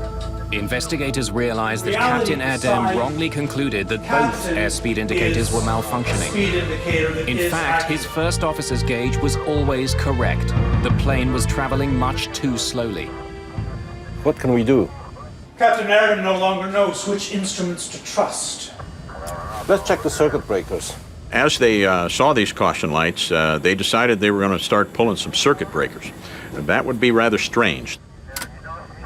The actions of trying to reset circuit breakers is something that pilots of older generations aircraft have learned via experience of sometimes being able to get an errant system back functional. Resetting the circuit breakers turns off the alarm. But that needle continued to climb around the clock face until it activated the overspeed warning. The autopilot system sent yet another warning that the plane was traveling too fast. But the reality was just the opposite. The plane was slowing down. At this point, the overspeed indicator is on. They're going slow, they think they're going too fast, and confusion is set in. Let's pull the airspeed. That's when Captain Erdem made the gravest error of all. You can see that he now pulls back on his throttles. Investigators realized that at the plane's already slow speed, pulling back on the throttles was disastrous. The crew got the most severe warning that a plane can send out. And that's when he gets the stick shift. He's got a tactile sense coming through his flight controls that literally shakes the stick and says, "You've got to lower this nose." Of seconds, Captain Erdem was first warned that his plane was traveling too fast, and then that it was traveling dangerously slowly. They're in direct opposition of each other, and two warnings that you would never expect to get one right behind the other. The autopilot is programmed to always disconnect when the stick shaker activates. It's up to the pilot to get the plane out of the stall. Once the autopilot reached its limits of authority, it said, "I've done all I can do. I'm out of here." When the autopilot disengaged, Captain Erdem suddenly found himself in control of the plane at the moment of his greatest confusion. If you watch the plane at the top of the screen, the cockpit recordings lead investigators to a stunning conclusion. ADI! Captain Erdem may not have recognized that his plane is about to stall, but the relief pilot behind him did. ADI! this additional pilot intervened to say, ADI, ADI. In other words, look at that ADI and put yourself where you would normally see the nose of the aircraft. 5 degrees nose high, 10 degrees. So when the reserve pilot says ADI, he is attempting to focus the captain's attention to roll and pitch, which are becoming problematic. The relief pilot wanted Captain Erdem to recognize that the plane's nose was pitched dangerously skyward. Investigators can hear First Officer Gergen trying to convey the same message. Nose down. At this point, the first officer is actually trying to lead the captain to some solutions, but not actually take control of the airplane. What the 757 desperately needed was airflow over the wings to generate lift. The only way to get that was to point the nose down and dive. What puzzles investigators is that the first officer had a control column identical to the captain's. He could have pushed it and brought the nose down himself. He may have been able to save the plane. But he didn't. Instead, he and the other Turkish crew member continued offering suggestions to their more experienced but overwhelmed captain. The climbing! What am I to do? You can level off. Our altitude's okay. The recording shows that Captain Erdem ignored valuable advice that could have saved the plane. And in the Birgenair case, there's a case of a relatively junior first officer looking at one of the most senior captains on the airline. It is not culturally appropriate for him to say, I'm going to take the airplane away from you. Instead, he tries to assist the captain, to lead the captain, but leave the captain in command. Other cultures, other training, other airlines may very well have required the first officer to physically take control of the airplane. I think the social atmosphere in the cockpit will prevail to revere age and experience to the point where it can kill somebody. And in this case, it looks like it did. The flight data recorder reveals that instead of pushing the nose down, Captain Erdem tried to get more speed from his engines. At this point, the crew goes to full power. Thrust levers! Thrust! At the angle the plane was falling, the engines couldn't get enough air.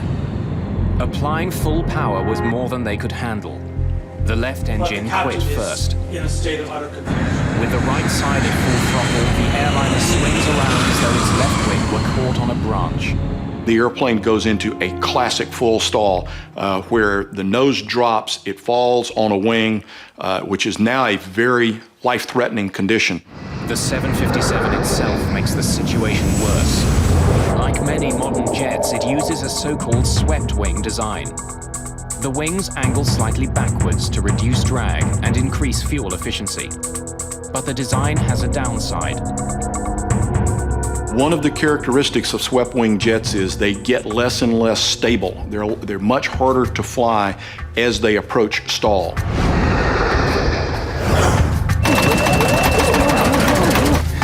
Sir, pull up! What's happening? What's happening?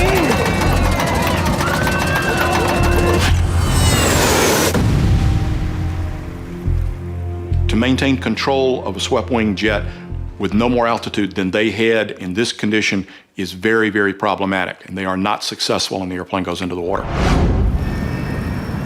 Investigators now know why Birgenair Flight 301 crashed. Okay, check. What they can't understand is why the flight ever left the ground. 80 knots. My airspeed indicator's not working. At 80 knots, if the pilot and co-pilot's instruments disagree, takeoff should be aborted. B1. Investigators are troubled that the captain took off knowing he had malfunctioning instruments. Y si algo no está funcionando If something is not functioning correctly, it doesn't matter what it is, one should abort the takeoff at 80 knots. en los 80 nudos. This decision on the part of the captain has been criticized, but there is a very short time window for this decision to be made. Members of the investigative team in Puerto Plata try to find any clues that might explain why Captain Erdem didn't abort his takeoff. It was raining that night. Perhaps he was worried that he wouldn't be able to stop his speeding plane in time. Procedurally, he's required to stop. But high-speed aborted takeoffs are something that are very serious, and that flight crews train to avoid high-speed aborted takeoffs if possible. And we certainly looked at the parameters of the runway to ensure that there was adequate runway in that particular situation. Careful measurements are taken. Investigators conclude that at 80 knots, when he first noticed the problem, Captain Erdem had enough runway left to bring his plane to a stop. He could have aborted his takeoff. There's also the question of the hastily assembled crew. Investigators now wonder if the last-minute nature of the crew's call could have influenced their decision to take off. Birgenair started with a crew that probably didn't expect to fly that night. They didn't have adequate rest. They got out to the aircraft and perhaps were rushed in some of their planning. Investigators consider the possibility that the crew, who had been away from home for more than 2 weeks, was simply too eager to get home.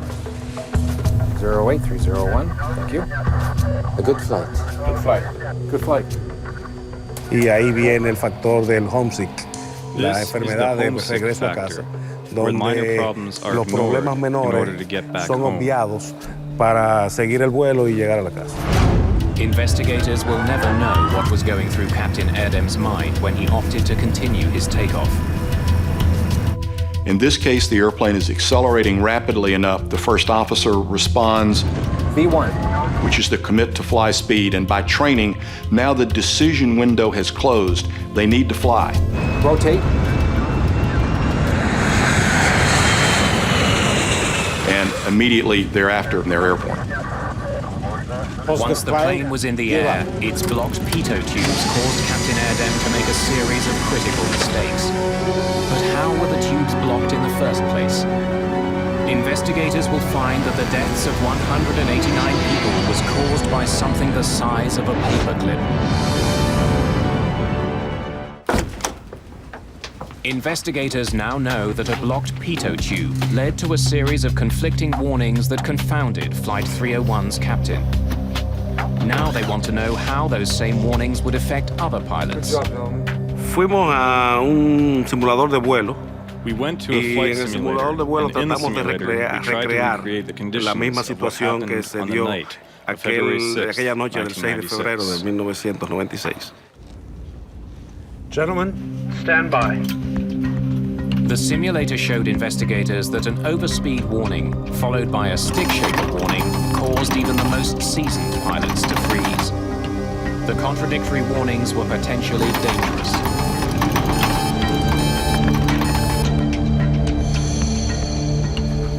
When the stick shaker activated, it was very unnerving. It's really overwhelming. That would tell me that Mach airspeed warning horn combined with a stick shaker was a tremendously mind-boggling experience to a line pilot. As a result, the FAA issues a directive that simulator training for all airline pilots must include a blocked pitot tube scenario. The flight crew within Birgenair was faced with a large number of warnings that kept coming, and each warning added complexity to the environment. There's a lot of warning lights going off. This captain is in a condition that is deteriorating now very rapidly. So there is a dramatically increased demand on the captain to fly the airplane. The FAA asked Boeing to change some of those warnings. Those changes include the addition of a new warning, which tells both pilots that their instruments disagree, and the ability for pilots to more easily silence troublesome alarms. Finally, Boeing modifies its planes so that pilots can easily choose which pitot tube the autopilot is using for airspeed readings.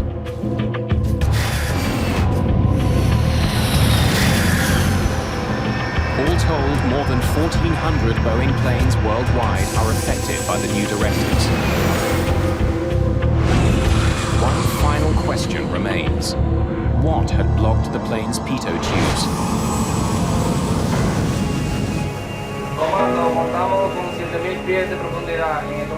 Investigators conduct an extensive search for Birgenair Flight 301's pitot tubes.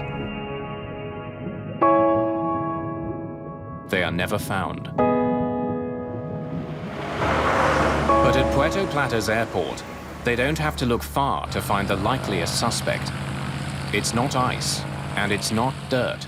We know that the area around Puerto Plata has a lot of bees and wasps and animals and birds and insects that like to build nests. One of the insects is well known to pilots flying out of the Dominican Republic. It's called the mud dauber wasp. Bug experts tell investigators about an extraordinary connection between the wasps and a pitot tube. Cuando la avispa albañilera está buscando un área para construir su nido, está buscando por un sitio, un lugar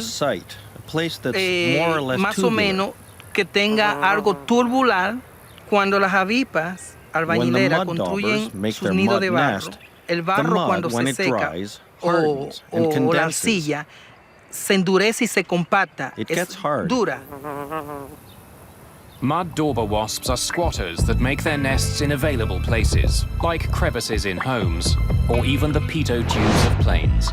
La razón del que el avión estuviera tanto día parado en el aeropuerto, 25 días, es suficiente tiempo para cualquier especie de las avispas albañileras construir su nido en los pitot tubes.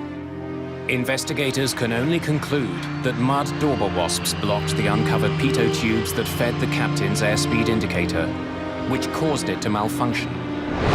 They didn't put covers on the pitot tubes.